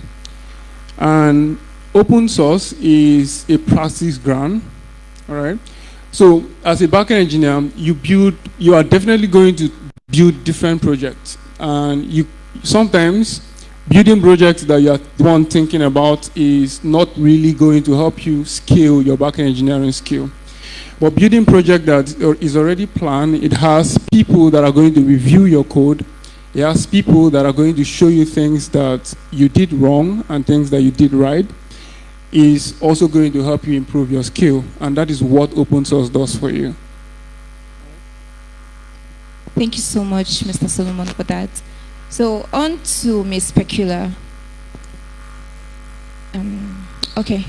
Can you highlight the key benefits of using Google AI technologies in open source projects? And also, what advice would you offer to developers and open source enthusiasts who want to leverage Google AI technologies but have limited AI experience and also make money with it? Thank you. Okay. I'm going to highlight the key benefits of open source AI that's Google AI for developers. First, the Google AI is available for all open source projects.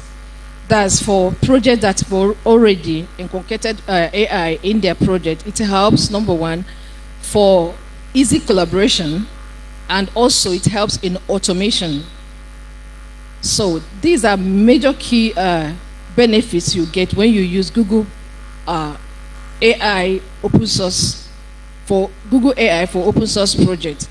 Now, if you're not an expert or you're just a beginner, one thing I would say about that is for you to start in open source, first of all, or earn money in open source, you first of all have to start with beginner-friendly projects. Actually, there's money in open source. But then when you start, you find out that you contribute to so many projects and nobody gives, in fact, just send PR and nobody says anything to you. But it takes patience for you to earn money in open source. Maybe Nigerian project don't pay Naira for open source. But I want to tell you that other companies pay money for contributing, sending a PR, just one PR, to an open source project. So all you need to do, start first with the beginner-friendly product, keep contributing, continue, and when you contribute, join the community for each product you are contributing to. Then find out what is happening in that contribution in that community. Sometimes communities raise grants for contributing to a particular project because most communities work on different projects. So if you happen to join for any of those grant projects they're working on, that way you earn a lot of money from it. Another way, you can also join a paid program in open source. We have outreach programs. Some people might say, I've tried getting in for outreach, but the process. Let me tell you how to do that. It's just very simple. If you want to be part of or apply for outreach program or Google Summer of Code or the rest of them, what you need to do is to start on time.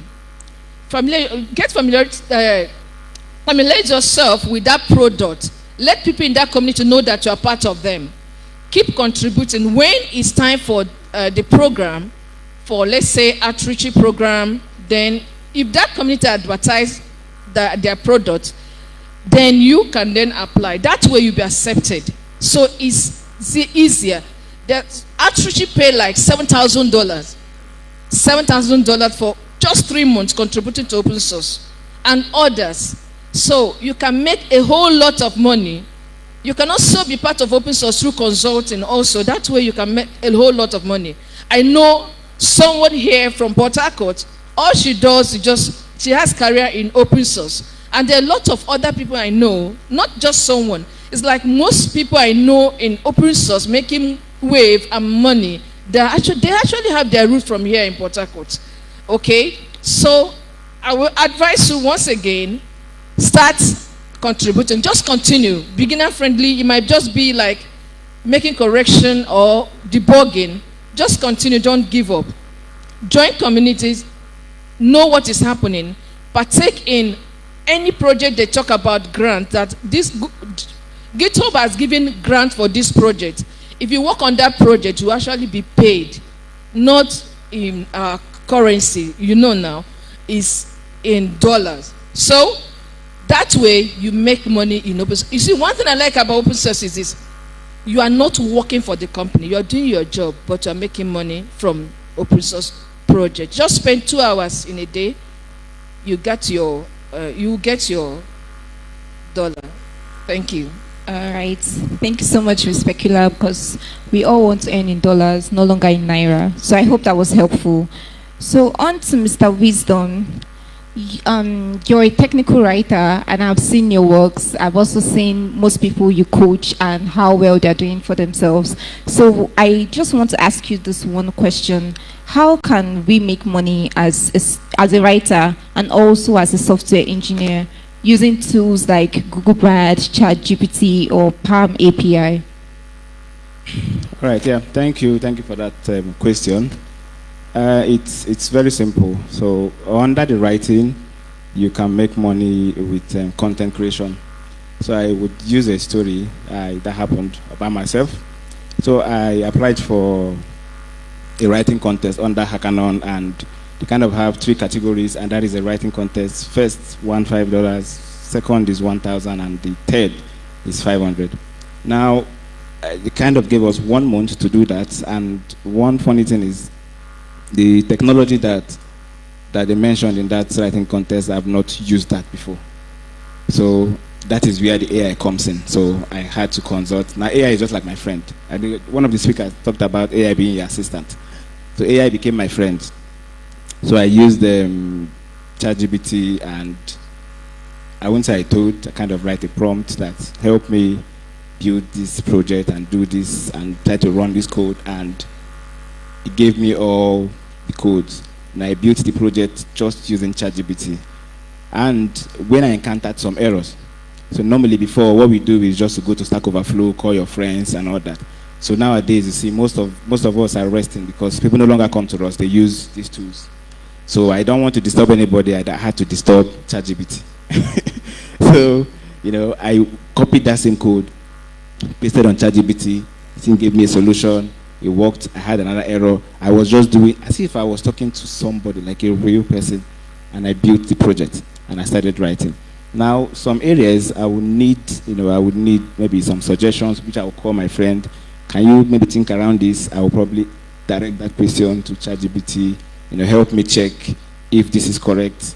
Help me use this style guide. Help me check if this is in line. And all that. Now, AI was my assistant all through.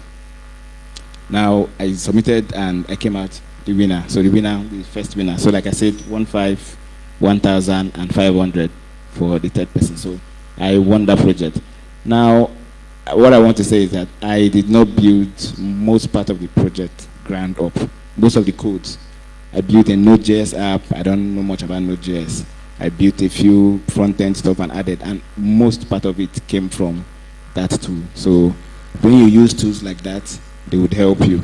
So you can build projects with those tools, even if you don't know much about, but the most important thing is you need to just have the basics. So you would know if what you got from the AI tool is wrong or not. So that helped me to build the project. Then I wrote about the experience and all that. So AI tools would help you a lot to make money. Now, one other tool I would mention is Grammarly. So Grammarly is one tool that would help you check your grammars and make sure it's okay.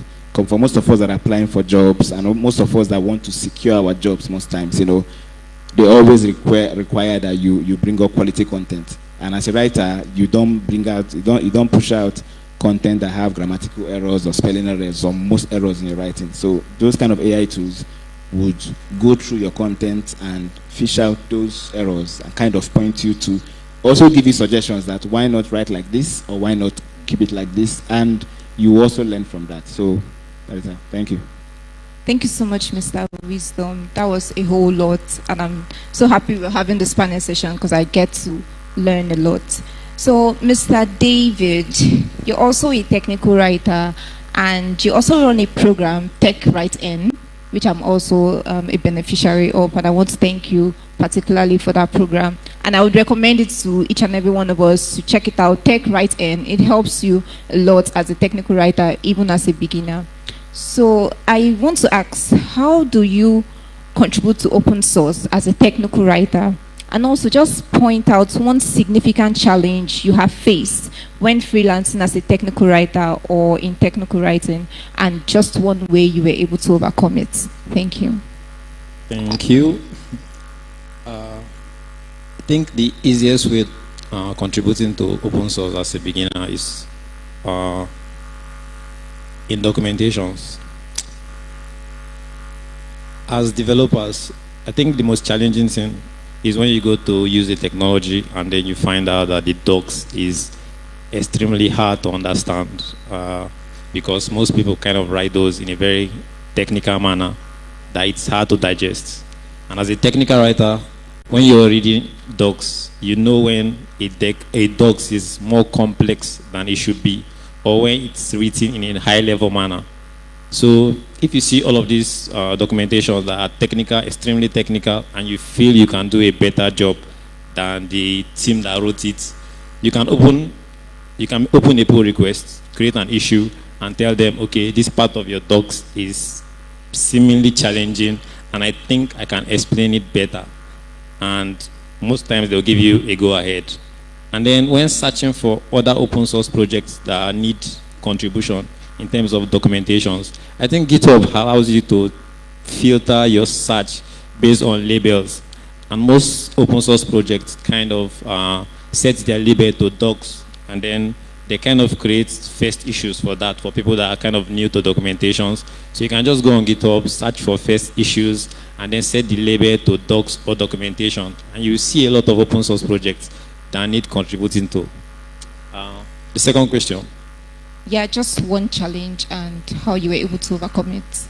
Thank you. I think for me, when I started technical writing, I did not define my niche. I was writing too broad. I might join a company and they work with React, and I joined a different company, they work with Remix. I joined a different company, they work with Vue. I joined a different company, they work with Python. So I was just learning technologies to write about it. I never really had the time to play with certain technologies the way I would want to play with them. And I think when you're starting out as a technical writer, you should most likely define your niche and simply focus on that and the technologies that complement that. Otherwise, you might drift so far that you'll be learning too many things and you are not absorbing enough to retain it. So I think that's the most challenging thing. Thank you so much, Mr. David. So because of our time, we would wrap up this panel session here. And also, please, if you want to learn more on how to monetize technical writing, open source software development, and also Google AI, please, I'll advise you pull up a post on Twitter, Facebook, or Instagram, and also LinkedIn, and tag the speakers, and also GDG Cloud Port Harcourt, and you have those questions answered. I hope you were able to learn something today. Thank you so much. Thank you so much to the speakers. Thank you. Thank you. All right. Please, because of time, we were unable to really pick their brains as much as we would love to do. Technical guys, if you have their channels, maybe their handles on social media, please put it on the screen so that we can always bug them and ask them further questions. And ladies and gentlemen, how many of us did the little challenge I asked you to do, which was to search for Nigeria.com? How many of us did that? What did you see? Huh? So you now know why Nigeria is the way it is. So please, starting from today, when you are going out, wear your helmet. Because we are still under what? Construction. All right. So anyway, let's move a little bit from there. I want to personally thank each and every one of you for staying till now. And what we're going to do is two more things. One, the first one is that we're going to listen to someone.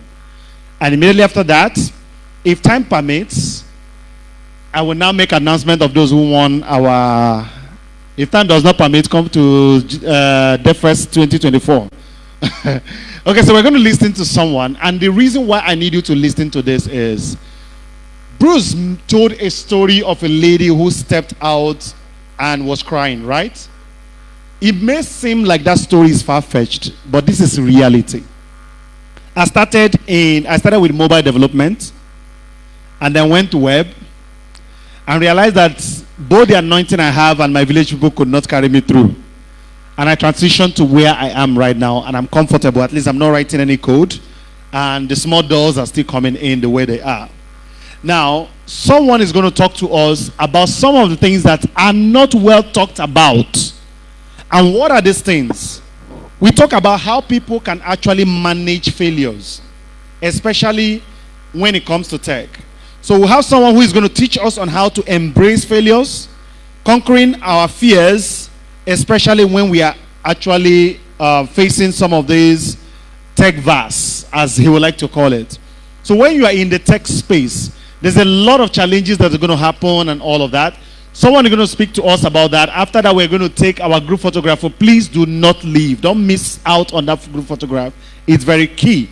So to do that for us, for the next 10 minutes, just 10 minutes, is the, do I call him the founder or the co-founder of Renaissance Innovation Lab?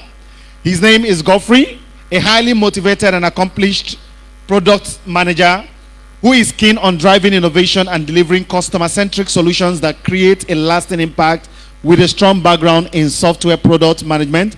Godfrey excels in defining and executing comprehensive product strategies from conception to launch and to align them with business goals and user needs. I won't be able to read all of this. Please feel free to go on the site and read more about Godfrey. I'd rather have him come speak to us, which will tell better about who he is. So ladies and gentlemen, can we put our hands together for Godfrey Anyausi as he comes to speak on the topic, embracing failure and conquering your fears in ever-changing tech VAS. Godfrey, my man.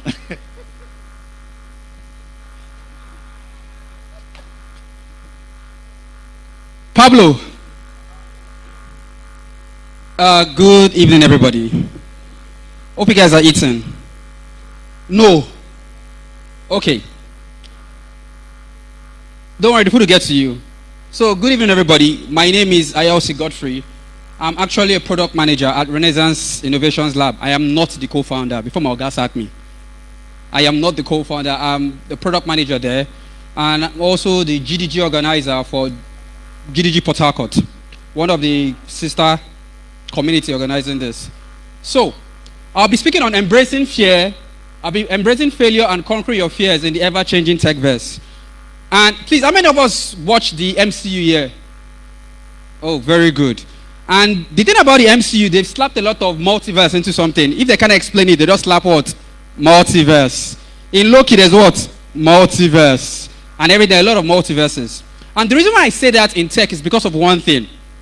For those of us starting out, so if you're a newbie, you're just starting, this is your first tech event, you just want to know what tech is all about and you want to start, can I see your hands up? Okay, we have a good number. Please, there's always this temptation that you get when you go on Twitter and you see somebody that says this, I started tech 2 months ago and I'm earning in dollars. Please and please. I know it can be very tempting, don't fall for that.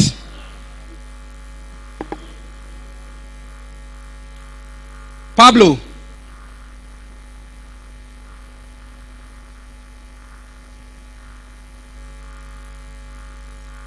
Okay, so sorry, I need someone with the slides, please.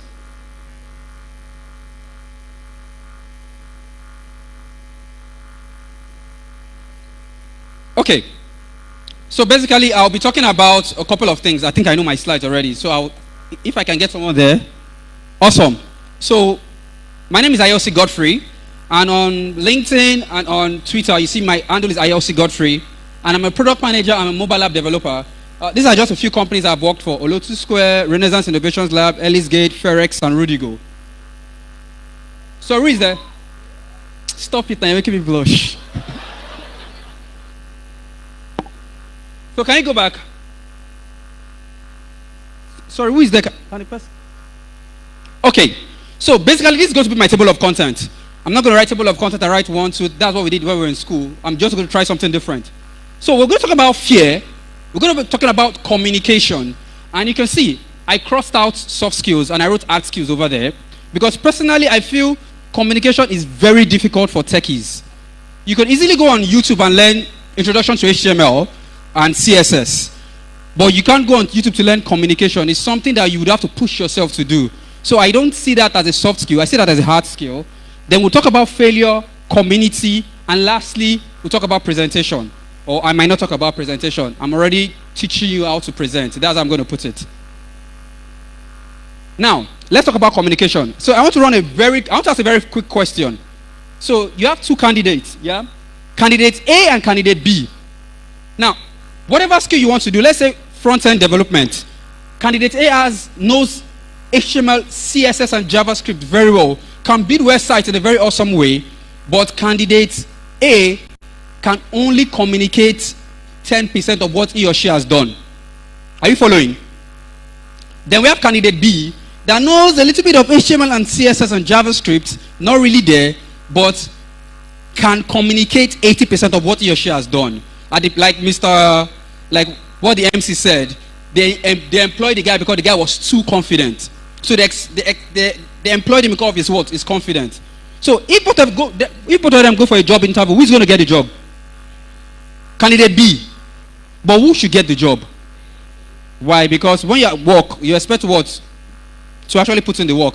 So that's what I want to do. There's always this thing that flies out. People say what? Techies are what? They're introverts. We don't like socializing and the rest. Sure, very good.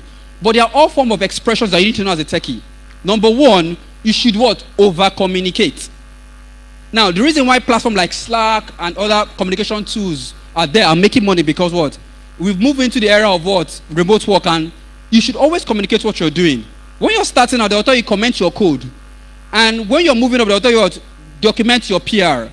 I really don't want to go into technicalities. What I'm trying to say in essence is that if you want to start a tech career, put communication first. Because I don't want you to be candidate A when you've learned all the nitty-gritties, all the art skills, but you cannot communicate what you've done. Is somebody like controlling it for me? Okay. Now, I'll point out communities.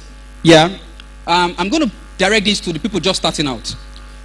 When I started tech, still fresh out of Uniport, I was in 400 level. I was supposed to be on IT, studied engineering, but I was writing code in my dorm. I've encountered a lot of bugs.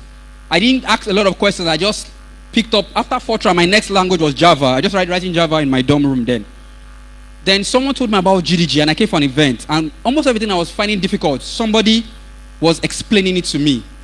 Okay? And at that point, I knew, okay, this is something I want to be part of. Aside the fact that then, fresh out student now, I was always coming there for lunch. There was shared donut and ice cream and Fanta. But I also get the code done. So those 2 things were pushing me to join community. But I gained a lot for making that decision. Number 1, you can get a study partner. Let's say you want to learn Python, okay, you find it difficult in particular using a function, and someone has tried, the person come up to you and show you how to use that function. There's that joy that you will get. Number two, you can get a co-founder. The funny thing was that just 2-3 years in tech, I came for an event and someone introduced me to a friend and he later became my co-founder. Don't ask me about the business. We failed because we didn't know a lot of things. But that's one of the things I'm here to talk about. Failing and knowing when to fail. Number three, you'll be exposed to a lot of job opportunities. If you go outside, there are booth stands. There are a lot of companies there.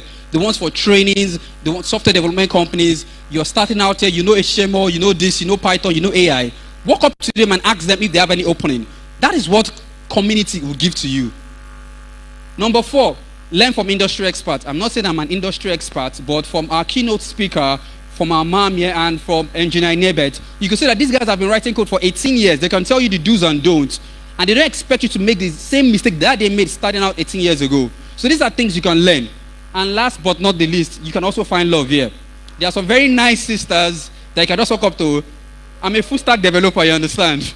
And that always sells the market. Thank you, brother. So if you see a particular sister that you like, walk up to them. It won't bite. Just, you can do a quick Wikipedia search on what that thing that you're claiming to know, what they should know. Then sell your market. Sorry, please, next. Hello, next, please. Operator. Okay. Please go back. Move. Thank you. Now, this is a topic I really want to speak about because even the fact I'm standing here, at times I still face this. Okay? I still face this. 2 years ago, a couple of my friends, they traveled for an open source event. Yeah? And part of the people in the congregation or in the crowd was the founder of Linux. The guy that actually wrote Linux. Now, imagine I was coming up to talk about Ubuntu. Let me speak like the normal Nigerian. Which kind of mouth I want you to teach him about what's in an event? You get the point right now.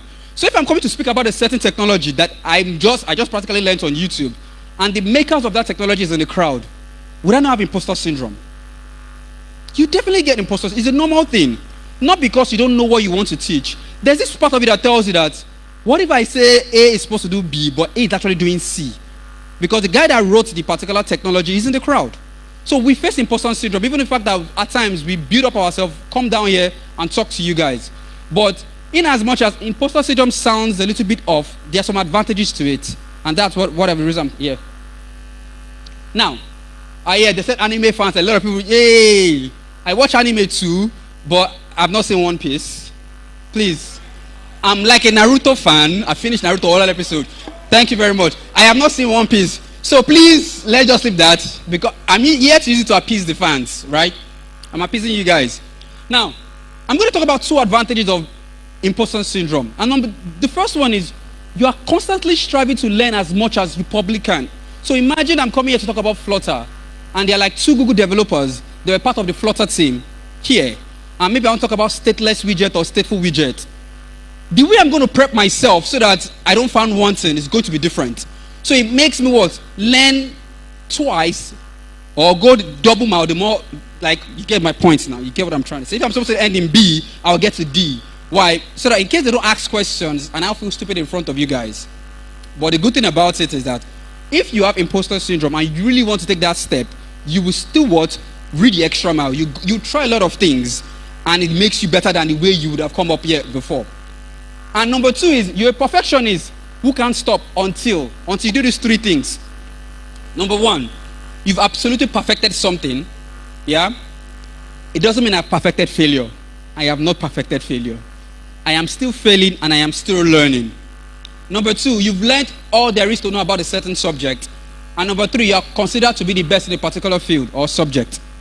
So the summary of that is just the fact that when you have imposter syndrome and you already want to take that step in learning a certain technology, you push yourself because you don't want to be found wanting.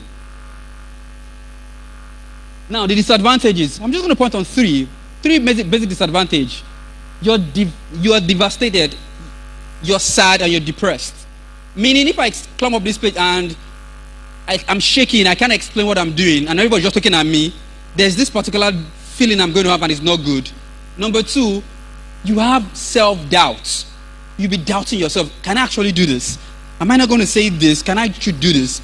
And last but not the least, you have this damaging desire to be alone. So if everything now goes wrong, and I'll walk down the stage, I'll go to the back like, God, I just messed up. Oh my God. And people are talking to you and you don't want to listen to them. Your self-esteem goes down. But always look at the advantages. Always look at the advantage, the fact that you have to push yourself so that you may find one thing. Now, we'll talk about fear. So I talked about what? Community. I talked about what? Communication. And I talked about what? Imposter syndrome. And the reason I pointed out these three particular areas is because fear of failure comes in those three areas. And we'll actually tackle it. Number one, fear. An unpleasant emotion. I don't even need to define fear to you guys. Okay? So let's do something very simple. If some gunman walks into the hall and shoots, pa, pa, pa, we all what? Will scatter out of fear. It's a normal thing. We don't even, they say it's called what? The fear of flight. You just move. Whether you like it or not, at every point in time, you've actually felt fear. At times, there's the thing you now tell yourself, okay, I need to relax. You now start calming yourself that you need to be all right. Please go back home. Please go back. Yeah. So failure, also something that most of us have experienced. Failure is the state of not succeeding in an attempt or an endeavor. I possibly can remember all the times I've really failed. Oh, it's working now. Please go back to failure, please. Yes, go back to failure. Yes. I can remember most of the times that I failed. Yeah. Funny enough, I don't know. Did anybody go to Uniport here? Oh my God. How many of you did basic? I failed basic. And I did basic again. And I did not read. And I passed. I didn't Dagbo. Did you Dagbo in basic? If you are Dagbo in basic now, I don't know what they are doing there. Now, this is the thing. The reason I'm saying this is because it's one of those failures that the fear of failing basic was more than you reading for basic then. Then they tell you, oh, then it was 50K we're paying then. No, like way back, we're paying 50K. That was basic school fees. And they tell you, oh boy, I know if you go back my house, I wanted to say 50K loss. It's not now that the 50K feels then. Then 50K was a big money.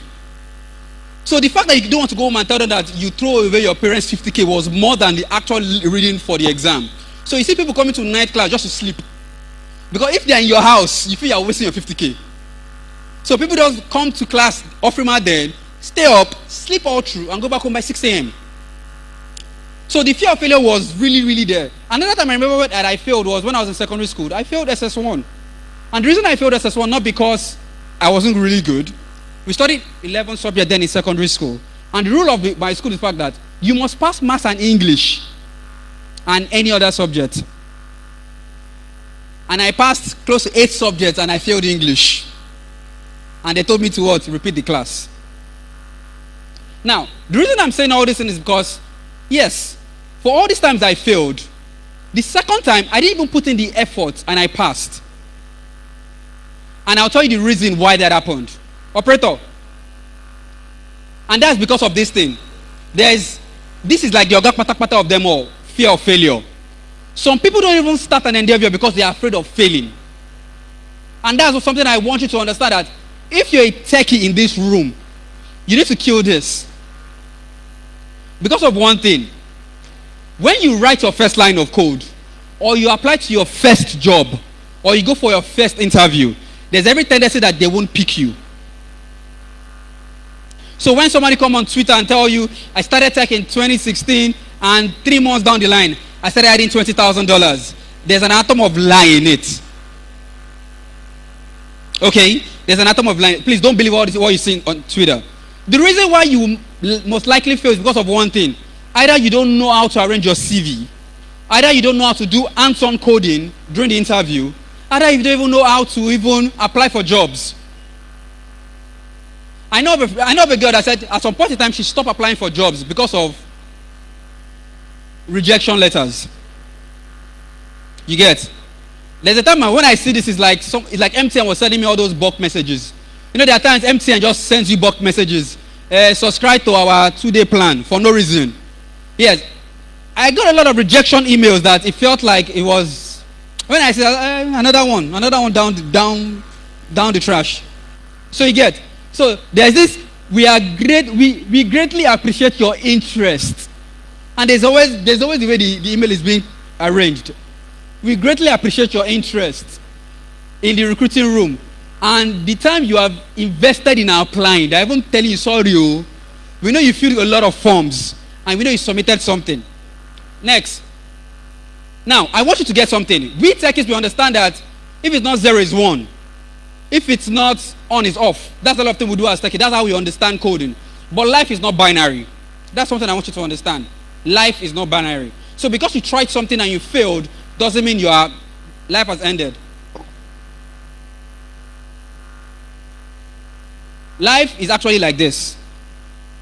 When you started from 0 and you're trying to get to 1, and you do not get to 1, you're no longer in 0. Okay? That's something I want you guys to understand in this room. You are somewhere around 0 point something above 0. It means that if you start that same thing again, and somebody else is starting from 0, you're far better than the person. Okay? You are far, far better than the person. So I applied for a job to that Microsoft, and I didn't get the job. Maybe I got to the interview stage, and they asked me a couple of questions, and I didn't get it. Someone that has not applied to Microsoft before don't have the experience that I have. I can work on those questions and come back again for the interview. But the good thing about it is that if I try again, operator, should I be moving my hand like this?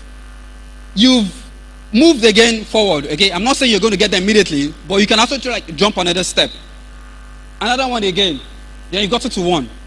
You can see that I didn't get from 0 to 1. I made some steps.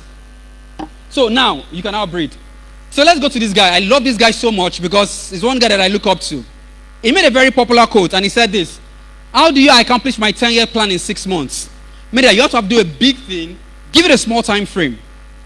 And he said something: there's every tendency that you will fail. Okay? You put it out there. There's every tendency that you will fail. But the bigger picture is the fact that you will have done a lot than somebody that plans to do his 10 years plan in 10 years. Am I making sense? Am I making sense? Help me now. Am I making sense? Thank you very much. Encourage me. I can open church after this. Oh yeah, thank you. So he said, this is the thing. List your 10 years plan. Put it in 6 months.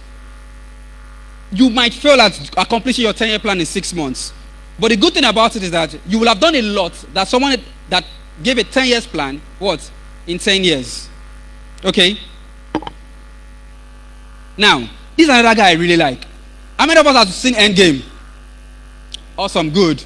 Remember that time he brought out the time stone and he said that out of 14,605 times that they tried to defeat what? Thanos. They only defeated Thanos what? Once. So as a developer, I want you to have this mindset. Because personally, before that movie, after I tried like 10 times, oh boy, you know they work. And this guy tried 14 million times to just defeat one person. Just one person. 14 million times. I'm sure if you start counting from now to the end of December, I'm not sure somebody here will count up to 14 million. So I want you to have this mindset. Just to defeat one person.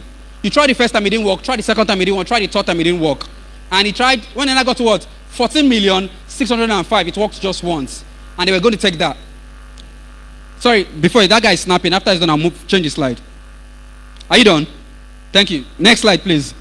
Now, let's talk about companies that you know that have done a lot of things, but you know them for something different. Okay? So let's start from the first one. Nokia, their first ever product was a toilet paper. Do you know that? The second company, Nintendo, I actually watched a full documentary on these guys. Their first product was playing cards. Like what? You understand? That was their first ever product.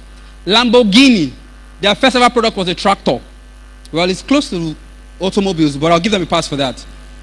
LG, life is good, the ACs and everything. Their first ever product was what? Was facial cream. Organic cream. You guys understand? Instagram people, you understand now? And lastly, Amazon, their first ever product was what? Selling books. Not digital books. Hard paper books. So why am I putting this up? Even the big companies that you look up to, they would have failed several times. There was a time Snapchat made an update, and because of that update, they lost a lot of users. What did they do? They had to revert. So you get, I'm not saying you should always strive to fail, but there's something I'm going to show now that you have to understand. Now, I have advices for 3 categories of people here. The first one, if you fall under the junior developers angle, I want you to do these things. Any community that you're part of and you're trying to solve a problem and it's very difficult, don't be afraid to ask stupid questions. The reason is that I have taught at boot camps and online, and I can tell you there is no stupid question. Even in tech and even in academics, there's no stupid question. So as a junior developer here, don't be afraid to ask stupid question.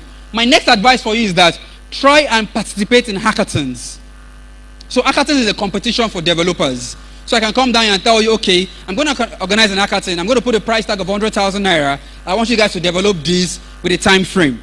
Always try and participate in hackathon. Like I said, you might not always get the goal, but you will be better than the way you started. And lastly, for junior developers, try and contribute to open source, even if it's just the README part. I'm rounding up. Then for mid-level, always answer stupid questions and apply to that dream company of yours. Even if it's Facebook, apply. Okay? There's one man guy to tell you that they need a pay for application. If it's an application, then nobody's going to charge you to submit your CV. Do it. Even if you have to submit CV 10,000 times a day to 10 different companies or 10,000, submit it. Nobody's charging you for that. And for the founders, build that product. And lastly, participate in product pitch. So let me just go back to this. Okay, now your questions can start coming up. Why you guys can read this. So I don't know if anybody has any question for me here. Yeah. But what I'm just trying to tell you is that don't be afraid of starting anything you're doing. Try as much as possible. Even if it's to take that bootcamp, do it. If it's to write that code, write it. You might not get your expected outcome. At the end of the day, you'll be better than the way you started. Thank you.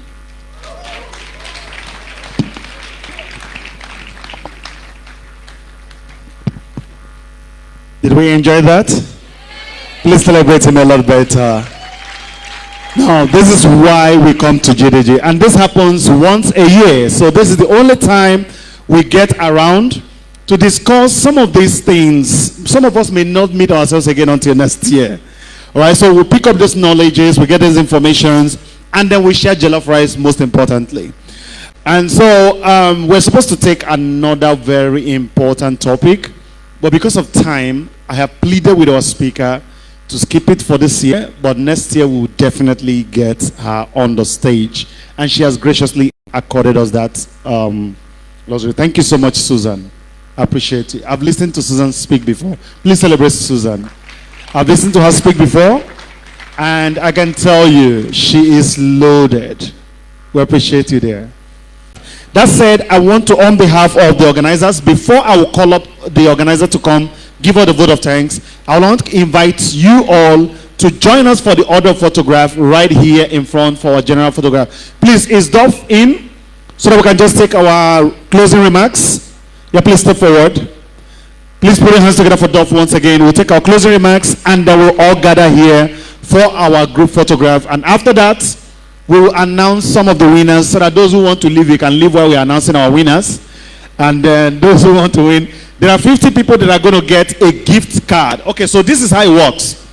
Just in case you have tried as a developer, you are definitely going to pay for platforms, for solutions, for things using dollar. And we know how dollar behaves in Nigeria right now. Right? So there is an organization that has given us opportunity to create virtual dollar cards that works on those platforms, and they are called Popular. So you can visit popular.com. So Popular is giving 50 of their cards, and what do you do with the cards? You can create a card. Normally it takes about a dollar to create a card, but they're allowing the first 50 people that registered today, the first 50 people that came in here today, that actually indicated you are going to get that card absolutely for free. So you're going to register the card and get it for free.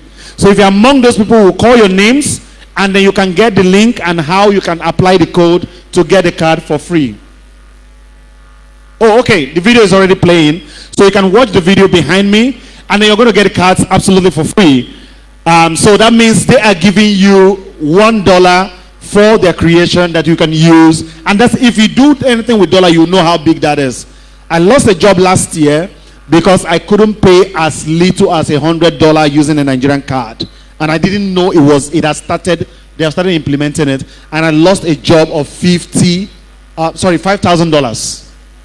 I lost $5,000 because I couldn't pay $100 for a solution.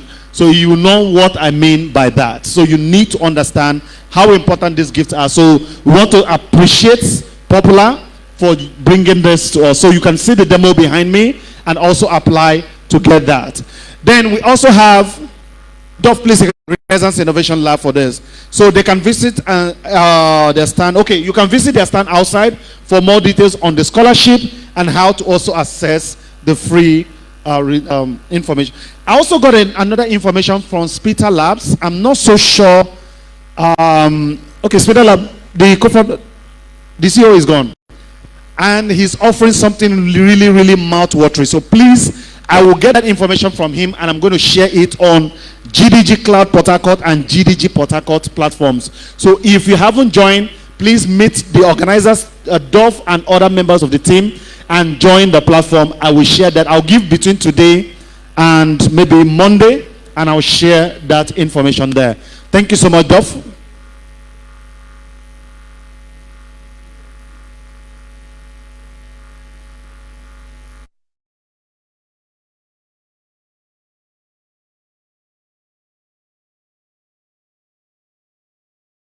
Dov, while they're clapping, celebrating you, please step forward to give us the vote of thanks, and we'll take the group photograph very quickly.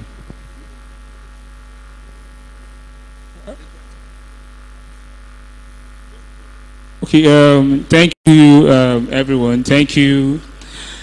I can tell you it's not been easy organizing this particular DevFest, which is hosted by GDG Cloud Port Harcourt. It was not easy, but I want to believe that, let me say it in pidgin, I won't believe so we know forehand. I won't believe so we know forehand. Okay, thank you very much. So I want to specially from the bottom of my heart say thank you to each and every participant that came here, and I want to believe that you have learned one or two things here, you have met one or two persons here, and I believe that the people you have met here, or the connections you have met here, the networks you have made here, will take you to greater heights. So thank you very much for Port Harcourt. Thank you, GDG community. Thank you to Tecrity. Thank you, Spitu Labs. Thank you, Olotu Square, NetWeaver, AX Port Harcourt, Shecode Africa. Just too many communities to mention. AI Port Harcourt, Data Science Co. So much. Thank you, everybody. And I want to say I'm wishing you safe journey to your different destinations. Thank you very much.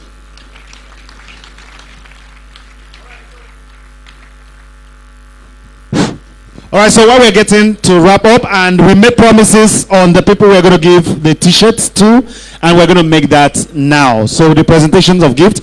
Now, before that, very quickly, GDG South, GDG South, I think Bruce mentioned it earlier, is holding in Bonny next week Saturday. You're going to meet, this is just Port Harcourt. The crowd we saw here today is just GDG Port Harcourt. So DevFest South, rather, not GDG. DevFest South is happening in Bonny Island. The planning are on top gear as we speak. So we're going to have people from Uyo. There's also a DevFest in Uyo. There's a DevFest in, there's all the places that you mentioned. So all of them are going to converge on the 18th, which is next week Saturday, in Bonny Island. If you've been trying to test whether Mommy Water Power is still there, you know, just don't sing it, you know, just cross the water and go. All right, so we're going to go to DevFest. Arrangements have been made. I think Port Harcourt is also making an arrangement. Please, if you're on the platform, you're going to get that information. And the platforms have been made. So please go to, just do a Google search for DevFest South Bonny. You will see the information. Register, get ready, join the Port Harcourt team. We're making powerful arrangements to make sure that everybody here is able to get to there. The connections, the opportunities, and everything is enormous. You don't want to miss on that. Mekim Johan, I hope I got that right. Mekim Johan, please step forward quickly and get your t-shirt. If you hear your name, just come.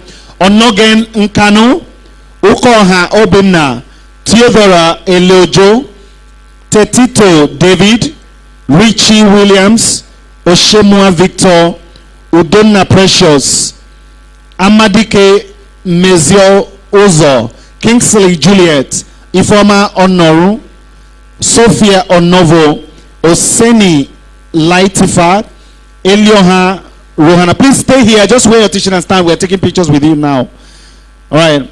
Elijah Rona, Anorie Wilson, Miracle Lucky Gogo, David Iboma, Ovunda Daniel, Abaroha Chi David, Onwuchekwa Rosemary, Timmy Ambaye, Obed Okemsinachi, sorry, Mado Ronald, Bishop Destiny, Enaibere Emmanuel. All right, so those are the first 25. The other 25 will also get yours. So just wear it, stay here. We're taking the pictures now. And then this same 25, just get ready. I've mentioned your name. You're also going to get that access to card with your $1, your first $1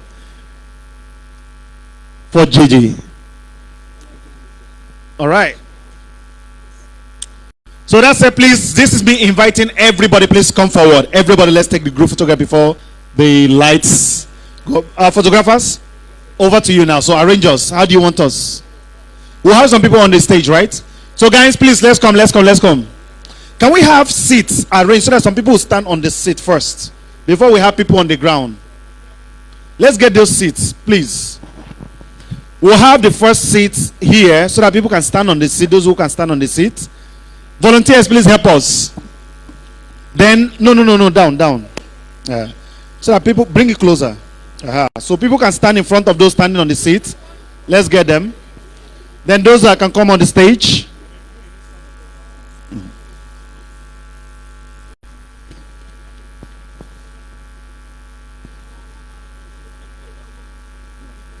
Please, organizers, help us with the seat so that people can stand on there. Some can come up stage.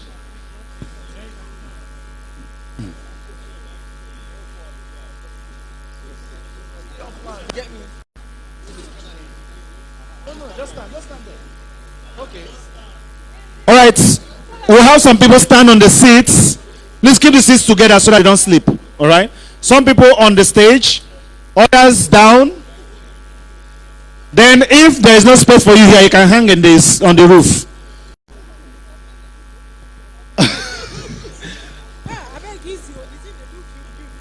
All right,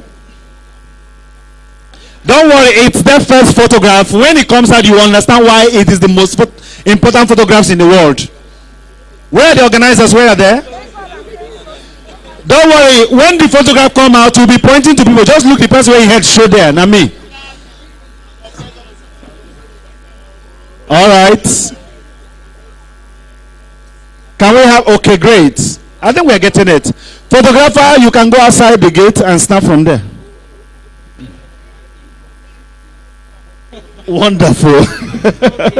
Some guys are becoming smarter at the back. Don't worry, it's GDG photograph. That's how they choke. Photographer, may bring rope, may hang for up, Abby. Do we have a drone? Yeah, there's usually we used to have area photograph with this. The rain is what is disrupting. We used to have that photograph. Yeah.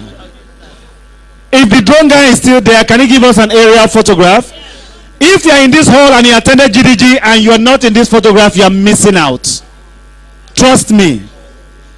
Just make sure you leave your seat and join us. Those of you sitting down, I don't know what your plans are, but join us. It doesn't matter where you are, you will get into the photograph. We'll use AI to add you.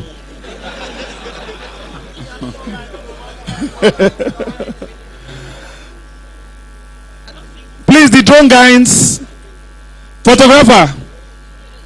Even with myself here, I know say no, catch all of us. Can you go back and take it from there? Do you have a longer lens so that we can get everybody? All right.